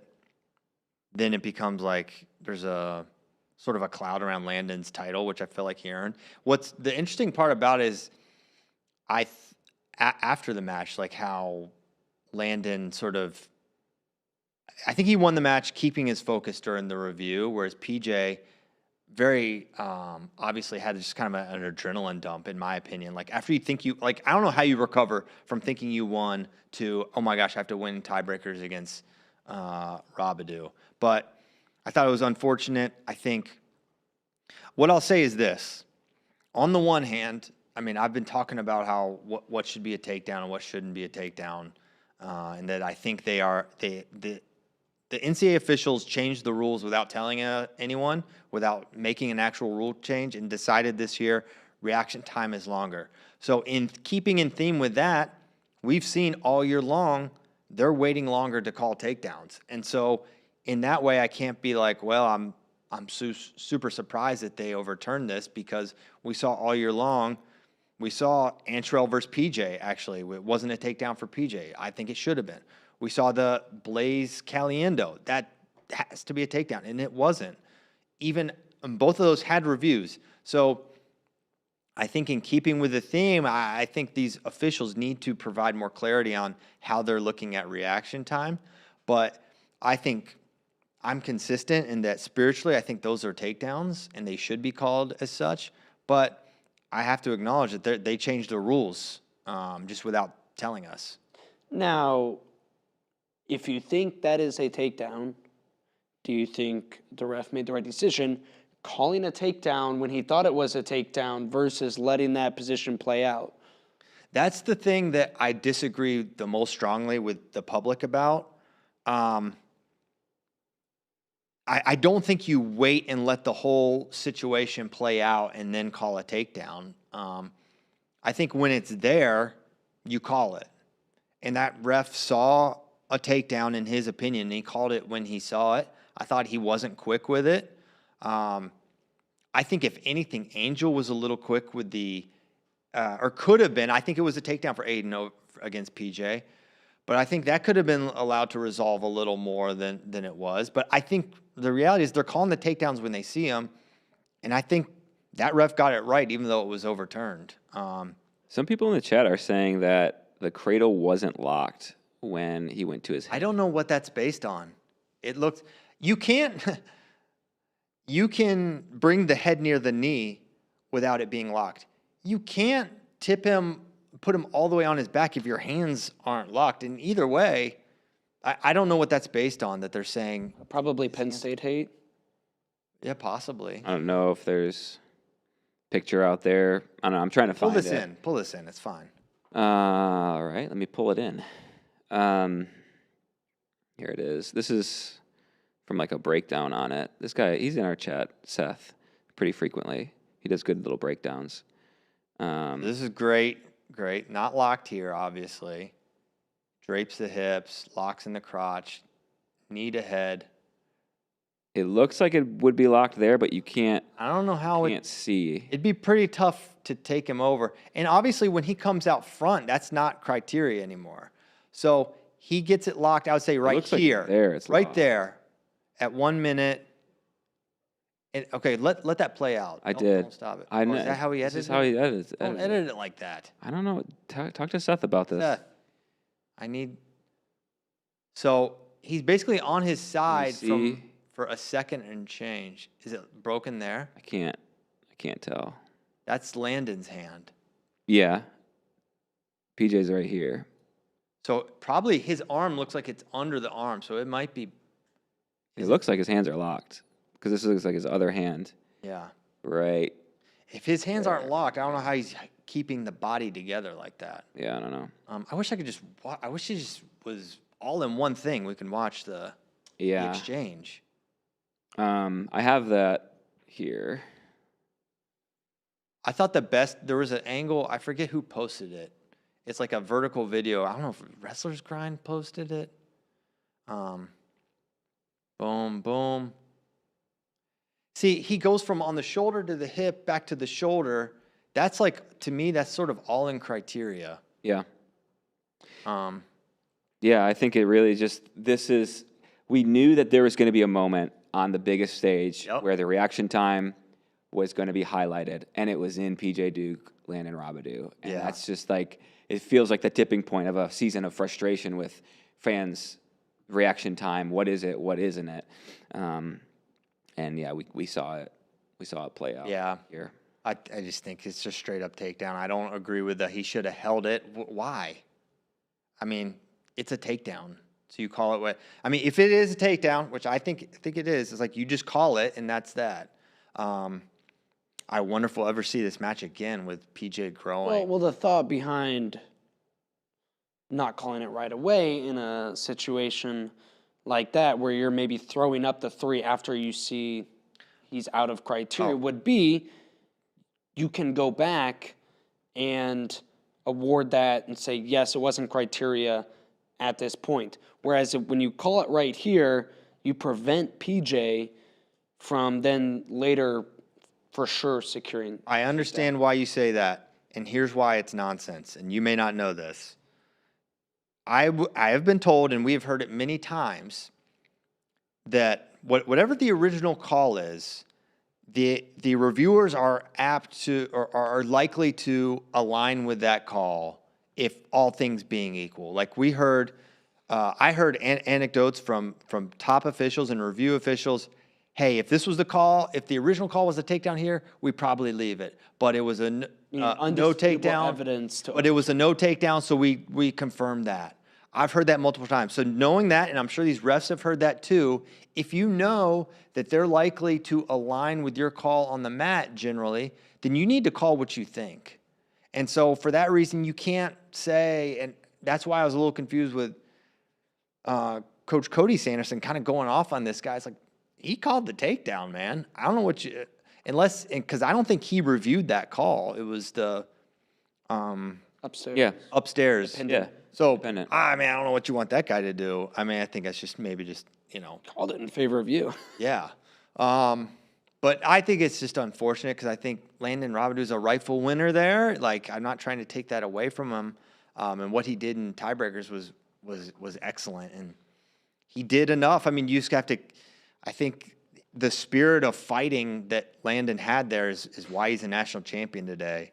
But yeah, it's unfortunate that there's just not clarity around the most foundational scoring sequence in our sport is the takedown. It's foundational to the sport, and we don't have clarity on what a takedown is. It's a problem that coaches, and I would say more than anything, the officials have created, and it's a problem that should be solved. It's a rules year, and if these coaches and refs are not thinking about how we can button up the wording and providing more clarity on what is and isn't a takedown, they're all not doing their jobs, straight up. Not a wrestler says he's seen the other angle and his hands weren't locked. Send it. Okay. Send that angle. Send me the angle. Because that's, I mean, and then still, why is he on his side then? Yeah. I don't know. It was interesting kind of like going around the city and just like walking, and there's wrestling fans everywhere.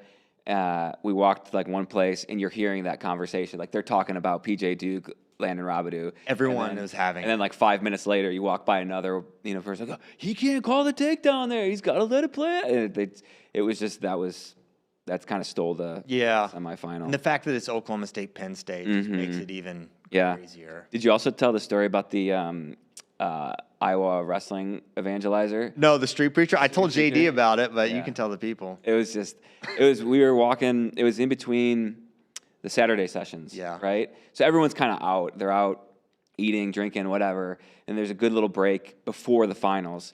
And there's this like Iowa Hawkeye fan, and he's like a street evangelizer, but is just yelling Iowa propaganda, like Preaching the word. Yeah, he's spreading the Iowa gospel, and he was just like, "You all said Iowa was dead. There's 7 All-Americans," and like not talking to anyone, just like yelling it for the people walking by to hear and believe. That was a good moment of NCAAs for me. Yeah, that was funny. Yeah. All right. We have so many questions. We won't get to them all. Okay. Anthony T. Thoughts on adding criteria so wrestlers aren't as content with going to overtime? Nah. Would that be a simple possible fix? I don't want that. We don't have to fully freestyle, folk style. I think if you just add the step out, we're going to solve a lot of problems. Okay. I'm a criteria man. Yeah. I like criteria. Overtime's awesome. I think it's fine. It just shouldn't be 1-1 overtime. Someone is stalling if it's 1-1. Sometimes both. Yeah, hit them both. I mean, just how often have we said, all right, fast forward to tiebreakers Yep. for a match, and then sometimes it gets awesome. Like the last 30 seconds, Yeah. somebody knows they're losing. I'm just saying we can just cut out a couple minutes there of middle ground. I agree. Tom Ryan suggested going to 2-2-2. I kind of agree. These guys don't even use that first minute. So it's like, whatever. Just keep it moving. All right. You hate tough wrestling. You don't. I love it. It's just, I don't know. I don't think it's utilized. No, matches used to be 9 minutes. Guys are soft now, and you're only furthering this propaganda. I like it. All right. Wussification of America. Couple super chats. Jay McClannon, $9.99. Thank you, Jay, for 2 footlongs. How do you feel the next freestyle match will go between Carr and Mitchell? I mean, I'm picking Mitchell. Wow. I don't think it looks like do you think it looks like their U.S. Open, where Mitchell kind of blows the brakes off him? I don't know about that. No, I think it's competitive. I don't see Carr wrestling that tactically poor. Again, he wrestled a dumb match. He was going for chest wraps. I think it'll be more tactical. You kind of expect to see both of them at the U.S. Open unless Mitchell needs like a break unless he needs a month. I don't think so. But, yeah. Mitchell never needs a break. Yeah. I think it just makes too much sense to give yourself both opportunities to make Final X. Because it is a big advantage to go from April and then have the whole month preparing for Final X, whereas, like, you have to remember, like, Final X and trials are, like, a week or two apart. So it's, like, that's a quick, like, back-to-back that you would probably rather avoid if you can. Obviously, if you're not available, you're not. But Mitchell's obviously healthy and wrestling well, so the Open makes sense for him, I think. I'm not surprised if Mitchell beats Carr. No. I don't know if I would pick it. Carr is still probably my pick. I think David Carr is really good. He can win Worlds this year, but it's more just how highly I think of Mitchell. All right. We got 20 Bones from Academy of Champions just thanking us. Says we rock. Thank you. Thank you for what you do for the sport. And then also congrats on getting over 500,000 subscribers on YouTube. Yeah, that's great. Thank you. Thank you. Try to keep making good content for the tube. All right. Some more questions. Bobby Keble, do you think Bassett and Mendez are the best shots to make it to real woods? Man, that is tough. I mean, 65 to me is just going to be one, it's all at the Open, right? So it all comes down to that. You can't count out Aiden Valencia here. I mean, you can't count out Luke Stanich. What if he wants to make the world team? Which I don't know. Our Lehigh insider could maybe give some shed some light on that. But he beat Bo Bassett 3 times last year. Yeah, I talked to Luke after the tournament, and didn't seem like he was still trying to weigh his options. Yeah. So seemed like maybe he needed a little break. But Understandable. if he's there and ready to roll. I mean, we saw how the match went with Who else is in the mix? I mean, does Vega roll up? Vega, you got to think he's still U20 eligible. Yeah, I mean, we talked about Aiden Valencia. There's no reason not to do the Open, though, if you're... Bo Bartlett. Nick Lee? I don't think so. No? He's big, man. I think he's full coach mode now. Okay. Maybe he would do... Yeah, I don't know. I mean, I'm not speaking for him. He didn't look like a guy that's thinking that way. Yeah. Who else? I mean, Brock Hardy's a good freestyler. Marcus Blaze, I think, is probably going to stay down at 61. 61. Assume Bo Bartlett will be there. Yeah. But Yeah. Maybe there's not as many guys as I thought. But I would say Mendez is probably my Andrew pick to Alirez, make it real. maybe? I don't know. In a little bit. Okay. All right. Curbside Profit, with what Kale said, what would you say the percentage of tampering with wrestlers at tournaments by other staffs, friends of the program, or in the days of NIL? You think it's more of the wrestler or his family asking?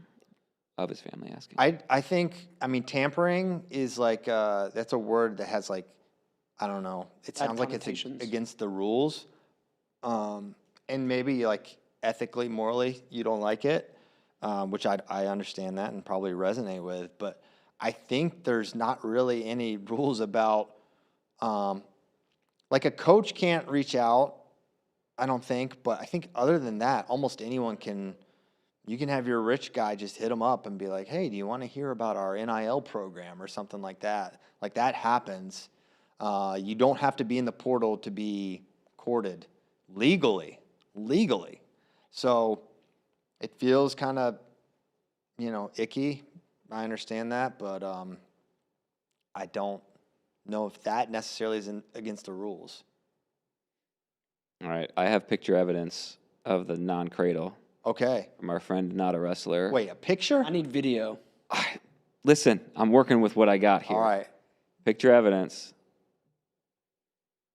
Okay. Nothing there. Yeah. Looks like it's broken. And then nothing there. Oh.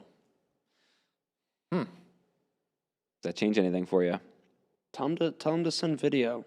All right. I don't know exactly when the sequence is in, when his hands were locked. This could be AI too, anything can That's happen true. nowadays. That's true. So. Is Spey AI? I find it compelling. I mean, it is interesting. Yeah. If he doesn't have a cradle locked up the entire time, that does change. If he doesn't have a cradle locked up, this is not a takedown. Yeah. Correct? Like that's not a takedown. All right, Be out in front. Okay. Forget this sequence. If you're on top of someone the way PJ is and they're on their side like that for 5 seconds, it's a takedown, right? I don't know. Out front like this? Not No. like, not, Okay, not out in this front, photo, no. not in this photo, but when he's off on Go to the other side. picture. When Landon's more on his back. No, he's not 90 degrees.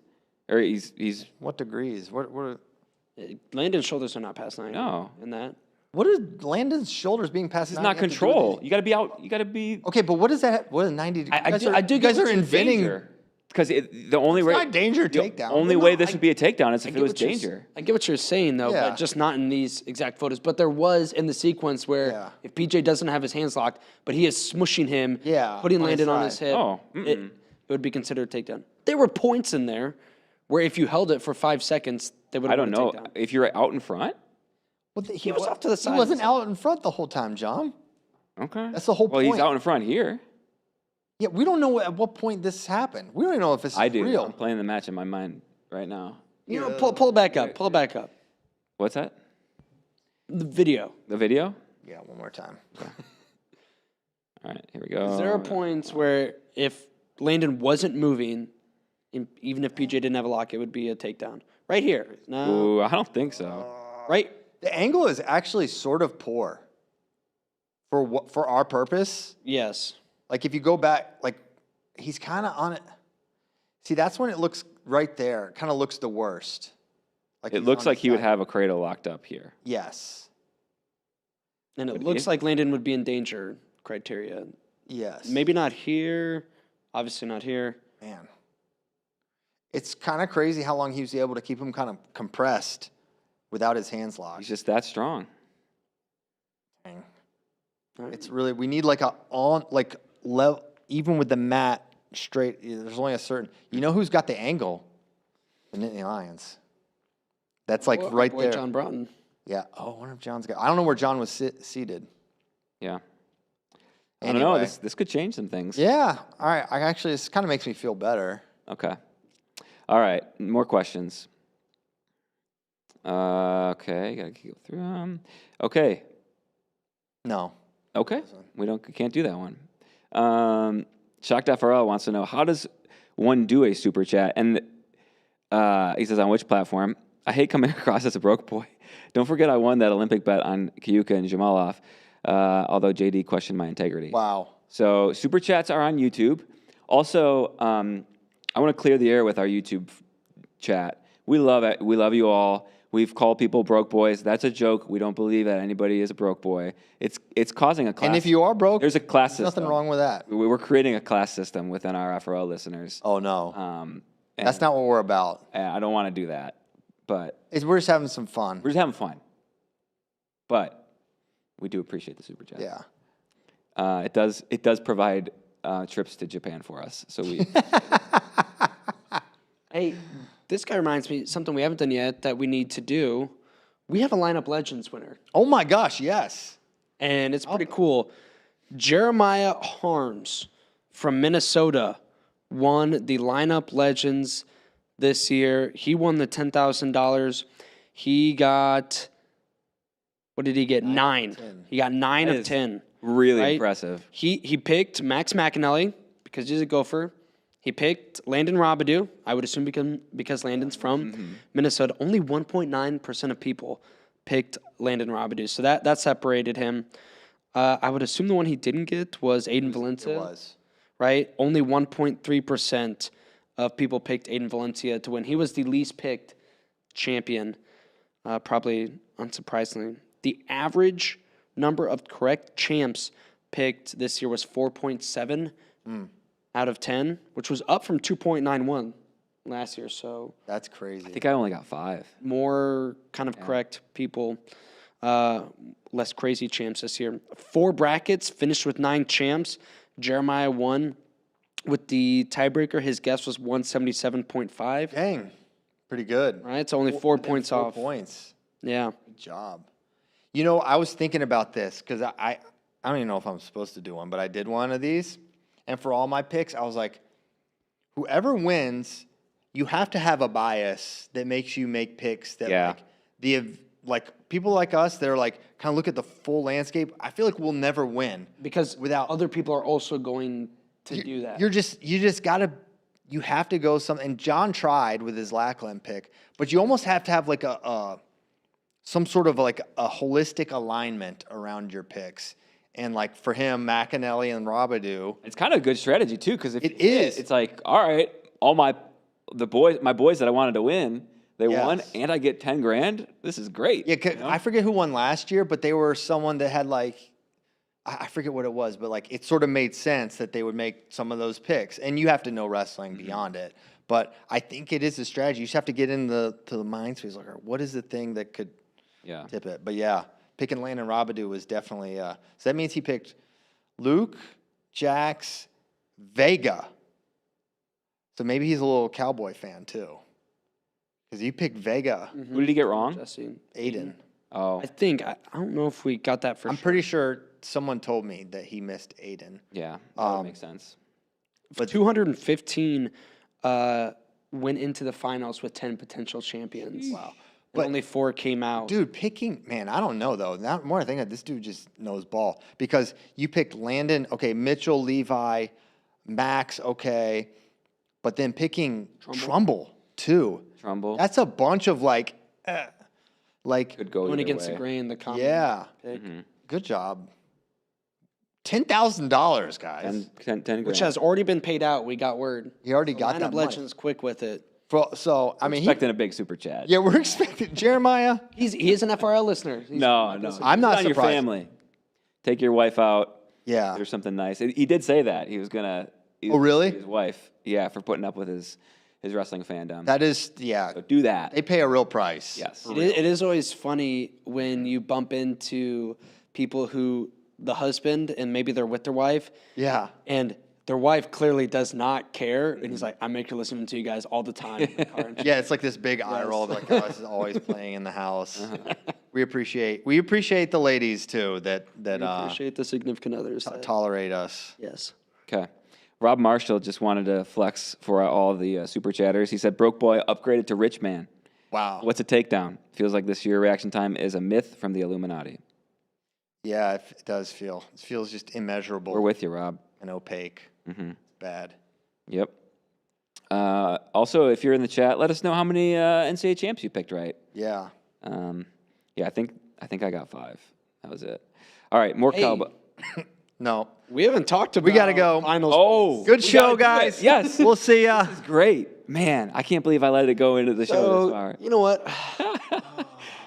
Look at this. Kind of like an Aiden Valencia. Yeah. Had my rocky moments during the season, but I won when it mattered most. I go out an NCAA champion. NCAA champion, JD Raider. How does it feel? You got 4 out of the 5 champs, 8 total points because we counted champs for 2. Christian only got 2 champs, 5 finalists, only 6 points? I was feeling good. Yeah. We pulled this because someone came up Going to into finals too, when you could go 5 for 5. going in. So I forgot completely about this, and then someone between sessions came up to us and was like, "Hey, who's winning the pick'ems?" Yeah. I was like, "Oh man, I forgot." And then I literally didn't remember. And You were he like, looked- oh, I thought I had PJ Duke. I thought I had PJ, he did. and I didn't. And I was like, "I got it," and I didn't got it because Things were- Younger, Van Ness, and Mendez lost. And I said, kind of shame on me for being on the Trumbull train all year. And if that was the pick that cost me, I feel like I deserve to lose for being a coward. Yeah. So then we go to But it's not. I just beat you straight up by a we lot. go to the week winners. JD 9 of 8. Stop! Please. Stop! No, he did not This is win. crazy. He did not Man. win. And then Pull up the real score. and you look liar. at even Christian. All that matters is March. Even Christian got the 1 point for the asterisk pick. I'm getting mad. Christian Tell him right. Christian had a better seed. He got the total picks, 74 to 69. But JD, The remarkable. weeks don't count. remarkable There's no comeback. week winner. You know what? I'm gonna bring Tyler back just because he has more integrity than you. JD, what a comeback! This is really I incredible. won this year. JD started rough. I mean, you look at the start. That's what it takes. One bad week can One kind of. bat, you know. Yeah, like He I was- said, I'm made in Valencia, baby. Yeah. Show up when it matters. What a battle. I'd like to have some off-season pick'ems. That would be nice. Yeah, I might not do freestyle this year. You know, Oh yeah, I'm oh not yeah. NCAA champ, Like Angelo Ferrari, just do folk style. except I won. Yeah. All right, Greg, let me know how much time we got because we have a lot. Dude, I don't know what's happening now, but so many questions. I'm wondering if it's just the later start time. That Maybe? okay, you don't even know what I'm gonna say, but I can't hold it anymore. Yeah, it could be that. I mean, that was me yesterday. I'm struggling, boys. Getting Well, tough. you're gonna have to get tough. I'm gonna get tough. If this we're the real warriors. this glass starts to fill up. All right. Okay. More cowbell. If Jax weighed 30 pounds more, how many total points are scored in a match with Mitchell? So many. Such a crazy match. Two lunatics. I think they both give up plenty of points in that match too. Mm-hmm. We're talking over 30. When I sit up, it's worse, but when I slouch, I look like a slob. So, all right, I'm gonna have good posture. I'm so much tougher than Ben right now. It's crazy. Ben would just get up. Next question. Sorry. Greg said my IFB's not on, but it is on. Yeah, it's on. Oh. There's a blue light. That's another Oh, Greg. there it is. Now I hear you. That was a Greg issue. Yeah. All right. Next question. Rational PSU fan 92. Are we officially done with COVID era of eligibility? I want to say yes. I want the answer to be yes, but you never know. I mean, technically, if AJ gets another year, he is utilizing the COVID year because he was a 2021 wrestler. So, No. But I think it's kind of over-ish for the most part. Ichimendia too. Yep. One more year. All right. Tyler Perry, how many guys do we have at 65 kilograms that could medal at Worlds? I don't know if this number is really small or big. I think it's probably a small number, but like, I don't know. I mean, if Rue Woods can do it, yeah, Jesse can do it. I think Bo Bassett can medal at Worlds. I think I'm on Aiden now too. absolutely. After he Aiden. did that, his whole thing was he has the talent, he just can't win. Now he wins. Luke Stanich. Oh, could Happy unlock. learned how to putt. Yeah. Aiden learned how to win. All right. So we have a lot of guys. There we go. Everyone loves it. Everyone loves Aiden. Matt Moran wants to know if Aiden winning a national title makes him more of a real contender, or do you think he'll remain unpredictable? I think more of a real contender, but he already was very real last year, beating Real Woods twice. I still don't think he'll be like. I don't think this is. Some guys you see this immediately catapults them into a next tier, a next strata. I don't think that. I still think Aiden's going to drop some matches. I don't know, man. I think who knows? domestic scene. The thing is, the weight is going to be. He's big. Yeah. I saw him at Oklahoma State, and I asked him about that. I was like, "Can you still?" He's like, "Oh man, that is going to be really hard now. 6 more pounds, 2-hour weigh-in." But Sheesh. Tyler wanna see Meisinger, our favorite broke boy, is in the chat. Tyler Meisinger, He wants to know whatever happened to the rumor that guys are going to get 5 years. that got shelved. 5 for 5 got For- shelved. Not next year for sure, Yeah, but then it could be It'll revisited. be up for it'll be another revisited. for re-election. Mm-hmm. Yeah. All right. Come back, Tyler. Come back, Tyler. We miss you. Actual Cannibal, would you rather have a 15-minute no-falls match against Prime Zane or get in the pit and Wall of Death at a metal show? So this is where we need Spey because I don't know what. I mean, none of that sounds good. You don't want to be in the pit. Yeah, I don't want to be in the pit. No, you're These are- catching elbows. in These the are pit. people. These are people with no futures that are just mad about their lives. At least that's what I choose to believe. The pit is a young man's game. At the end of it all, for how much pain Zane has brought to the world, he's not killed anyone, right? That I know journey that we know of. So I think 15 minutes no falls match.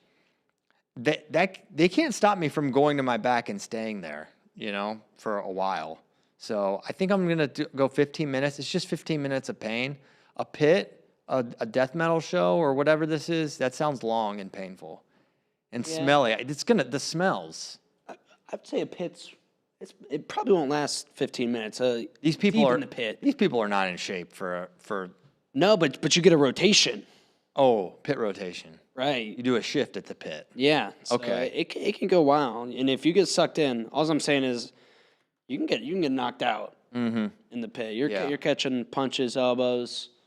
No, not for. I can only be on my feet so long against Zane Rutherford before he takes me down. But And then he bow and arrows me. I was about to say, you might break your back. Spinal. It could be bad. He could end me forever. In a bar, could really mess up your shoulder. Yeah, my shoulder's not great. You know what? Zane and we're pretty cool. So I think he'll be all right. He'll be merciful. He'll be kind to you. All right, CJ Kemp. CP said Moran was dangerous in the 125 field, but as an Indiana native and fan, I wasn't confident with his path. We believe he's the first Hoosier to make the semi since Taylor Walsh made it in 165 in 2015, losing to Ringer. Can you please fact check me? Did you fact check him? My mind is currently fact checking, and that's correct. All right. Yeah. Cool. Somebody asked, did Nate Jackson make the semis He did. against Bo? He did. That was a very close match. What year was that? 2016. Okay. There you go. Yep. That was the year Nate beat Bo. Nate beat Bo that year. Beat Bo. All right. This is a great question from Magic. I don't like that name. I don't like it, no. If Vega moves up to 149, what do you think a match with Shane Van Ness looks like? Well, I think Vega wins it. Yeah. Right? I mean, how do we think of... I think Mendez would beat Van Ness on his, if he was a 49-pounder. I think the problems... I don't know how Shane scores on him. And Shane's going to attack and try to score and get to legs, and I don't think it would work. So I think this is what I'm saying. Like, can you shelf Vega? I don't think so. Yeah. Yeah. Let him eat. He's still going to look so skinny at 49. Okay. Jake, Kale's comments could be attributed to his guys being tampered with or recruited at NCAAs. Do we see more Penn State second-string guys in the portal this offseason than previous years? So we've seen a few over the last couple of years. Bearclaw 2 years ago, Evans. I think when guys get to the end of their careers and they're like, oh, well, I'm never going to be a starter at Penn State, is when they go. Facundo, a little different, but still similar. Ryder was basically, his hand was sort of forced when they brought Rocco in. Who could? I mean, they have so many good guys, honestly. Like Joe Seeley, there's just no path there. You will never start at Penn State unless a variety of crazy things happen. So I don't think more. I think we'll see a few probably. I like this feature that WrestleStat has. You can kind of look at everyone's weight and eligibility. So you got guys like Connor Pierce. Now he's a senior. Pierce makes sense. He's kind of in that David Evans, Bearclaw sort of range. Like someone like Connor Mirasola, absolutely not. He will not portal. Joe Seeley. Joe Seeley makes sense. What about one of the young guys like Will Hankel? I mean, not right away. I would be surprised if he portaled right away. I think you came to Penn State to be the starter and to wrestle. So I would be surprised if he did. These a lot of these top recruits too don't necessarily think like we think. They think they don't subordinate I'm the man, themselves. right? They've won basically their entire high school careers, everything. They will. You kind of have to not be the starter at first before you even come to terms with it. Which that is something that's also cool and maybe interesting to see when you think about it. All these guys that celebrate a round of 12 victory, placing top 8 and go nuts. Mantanonis, hugging their family for a top 8 finish. And I'm not trying to downgrade it. It is a huge deal. But to just think telling them 4 years ago, hey, you're going to be this is the greatest accomplishment, my greatest athletic accomplishment of my life, but it's just a top 8 finish. You see guys perspective shift a little bit sometimes too. Okay. Let's see. Next question from CB. No way they actually introduced a step-out point? I think it. So they have till April something. They get all the rule changes or whatever suggestions, then they meet about it. I think it's going to be on the ballot. I think it's going to be voted on. If they're smart, they'll vote it through. It's the right call. It's been the right call for years. I know everyone's having this dawning now. We've been driving it hard for years. It's been abundantly clear that it's necessary. Basically, the year after they introduced the edge stalling rules, and they were terrible, they were implemented poorly, and just like, oh wait, they're still just using the action cop out. So after that year, I was like, okay, they have to do it. They have to do a step out, and that was a long time ago. Yeah. Let's try it out. Try it out. All right, Real Avery Lynch. What's everyone's favorite storyline heading into freestyle season? I'll go first. Who's going to challenge Spencer Lee? Oh, it's the same cast of characters for me, like Jax, Bo, Marcus, like those guys. I want to see, are they going to, Jax already made a team, but like, can he stay on a team, or can Blaze get there? Where's Davino fit in? Bo Bassett, can he make a senior world team? I really think he's got a shot to do it. Mm-hmm. I just don't see Spencer. I mean, Luke, I don't think he's made the jumps to run down Spencer. Heavyweights, interesting. Mm-hmm. With Mason back. I'm also 86 is interesting because, one, can Zahid make the team? Lost to Parker, Kyle Dake, close with him. And then if he does make the team, can he insert himself into like pound for pound discussion by going on another incredible run? Mm-hmm. Next question. You really want to get out of here, huh? No, we can only go till 11 either way. So okay, we only have 4 minutes. Said we're so good on time. No, I'm pretty sure we have a hard out at 11. All right, Shocked FRL. How different is the perception of that whole tournament if the Duke Rabadou call wasn't reversed? I feel it would be massively different. Oh, Penn State 5 champs. Penn State gets more champs and one less for yeah. Massively, I think is a hard. I think but it is. The narrative is a little different. If they run away with second, which they would have done it anyways, and if they get the bookends champs, it still feels like, okay, Oklahoma State's imminent. They're coming. So I don't think massively. Okay. All right. A couple more questions. Someone wants to know where Dayton Fix is. What's he been up to? Yeah, I think he's kind of transitioning to like a more supportive coaching role. I don't think he's. I mean, I'm not speaking for him, and I'm not breaking any news. He didn't seem like he's on the cusp of making another senior level run. Maybe he will, but that would sort of surprise me. All right. Mossman wants to know with Gable wrestling at RAF, any chance we see him roll up to the U.S. Open? Predicting Gable's moves is hard, but I would be surprised if he wrestled at the Open. Yeah. Can never count it out for all eternity. Yeah. There's still a chance he does. Gable can always roll up. Okay. Okay. AZ Wrestling Fan, 2018 Ohio State and this year's Oklahoma State teams were the second best runner-up teams in history. All right, I'm going to do it quick. Okay. Which is better? 25, NATO versus Spratley, NATO, Ohio State. 33, Jax versus Pletcher, Jax. 41, McKenna versus Vega, Vega. 49, Swiderski versus Keyshawn. That's actually a close match. I'll go Ski because he got on the podium. Mm-hmm. 57, Rabadou versus Micah Jordan. Rabadou. 65, D versus Tashan Campbell. Ooh. You got to go NCAAs, D. Huh? You got to go NCAAs, D. Not D that beat Caliendo. Okay. But I mean, it's not like Tashan Campbell placed. Right. True. It's D Lockett. It's D Lockett. 74, Bo versus Facundo, Bo. 84, Miles Martin over Zach Ryder. Mm-hmm. 97, Colin Moore over Merrill. I feel confident in that. And then, Snyder.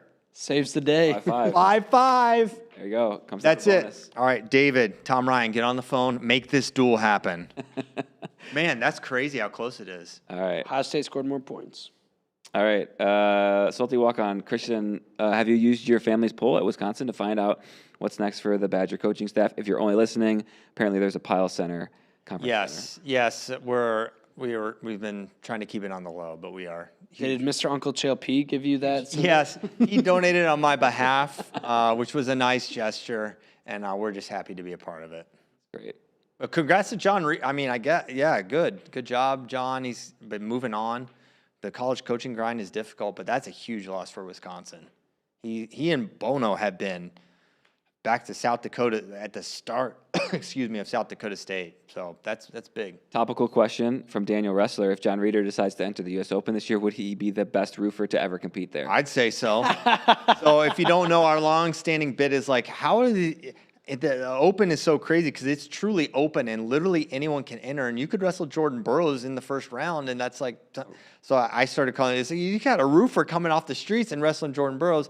And so we've been saying that for years, and now John Reeder is working for a roofing company. So yes, I think so. Mm-hmm. All right. It's hilarious. I didn't even think about Really that. funny. John Ice, should we have more Let's Wrestle Through It and less stalemates? I think this is my biggest pet peeve, and so I always am watching for this, and I honestly saw a lot of, I think refs are starting to let situations play out a little bit more. You can tell, though, when there's a concession from both guys in the thing, but yeah, I think more often than not, they're doing a better job of this. Mm-hmm. Tirapelli was talking about it the other day on Twitter. I don't know if you saw, but your thoughts on the guy gets a takedown, and instead of making him climb up, they go immediate stalemate once they call the takedown. Yeah, I get why they're doing that. I think I saw Brock's response, and I actually kind of agree. Like, no, you should have to work up there, and if you can't, then there's, I don't know. And it's either a stall or an escape. Either a stall or escape. Yeah, it's fine. I don't think they need to intervene there because it only helps the top wrestler. Correct. Okay. We got 3 more questions. You can do it, Christian. We believe in you. Time to get tough. Read them. Abe Rosola. JD and Spey being okay with losing wrestler throwing ankle bands at the winning wrestler is wild. Insane. #sportsmanship. They don't really think that. It's just nuts. Move on. No, I said it's not good behavior. I just said it's not completely egregious and worthy of a team point. It every time has to be a team point. You can't throw your ankle bands at the guy because you're come mad. on, dude, they're ankle bands. You wouldn't say a team point for a shove, but a shove is clearly I don't know. more physically harming. I loved listening to this debate on the plane and just like knowing Spey is just trying to like keep you. Yeah, you yeah, I know. They don't riled believe up. it. They keep, I brought it up unprovoked. it's insane. That I didn't think it was that bad. Bro, there will be a fight. Yeah, okay.